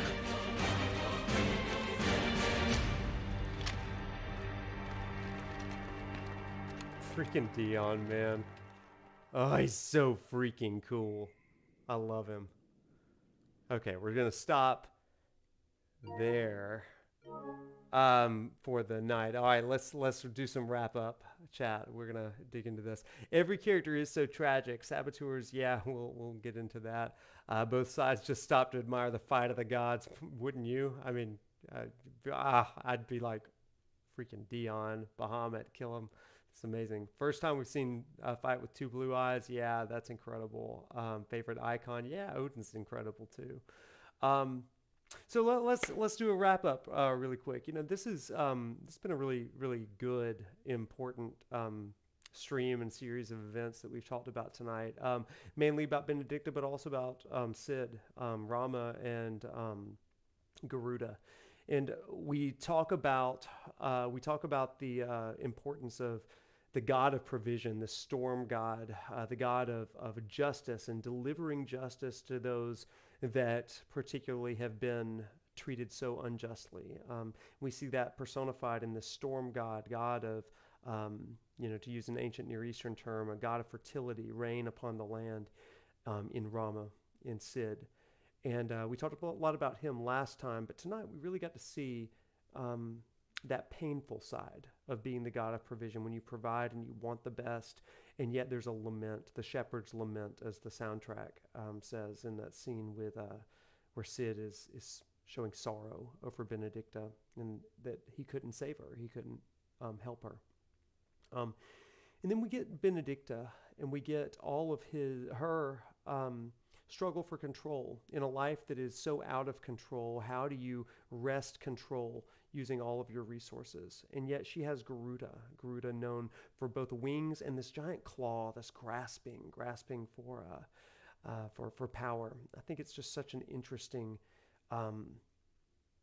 metaphor and showing of what her character is.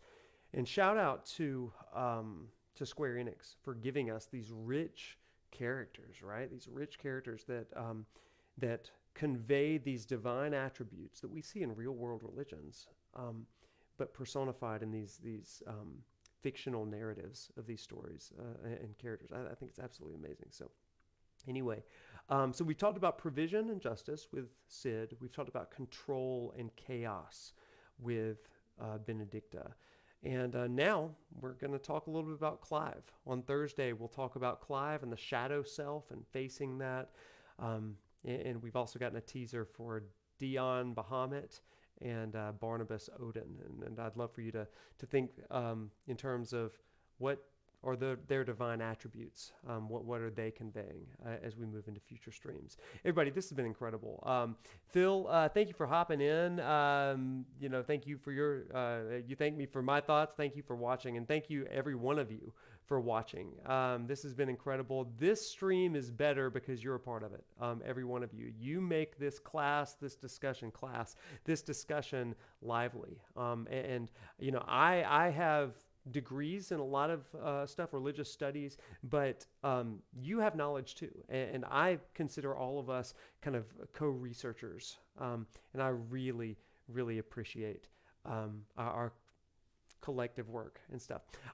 Stay tuned. Follow me on Twitter/X. I don't know if we'll ever get used to calling it X, but follow me on Twitter. It's ProfNoctis. Certainly find me over on YouTube and Twitch. I'm putting out some videos. I've got a side quest video coming out next week. Hopefully, knock on wood, I really hope that will continue. Also, stay tuned. I'm going to get a classroom Discord so that we can continue these conversations offline. Jeffrey, thank you for being in the stream. I just love that you were in here, and thanks for being a big part. Squall Noctis Gux. Shout out to you for being in here tonight. Nice to meet you. Thanks for hopping in. And yeah, and you're welcome for the stream. This has been a joy. Phil, glad you got to stop in as well. I know that you love this type of discussion on art, and I'm glad that you got to be a part of it tonight. So, and Aaliyah, if you're still in, hello to you as well. Phil, tell Aaliyah I said hello. Lady of the Rings, I'm glad it's been fun. So let's keep it going. Thursday night, 7 p.m. Central Time. We're gonna talk a lot about Clive. Do some research on Ifrit. Do some Google searches, and let's talk. Everybody, y'all have a great night, and we will see you until Thursday. Walk tall, my friends. Take care, everybody. Bye.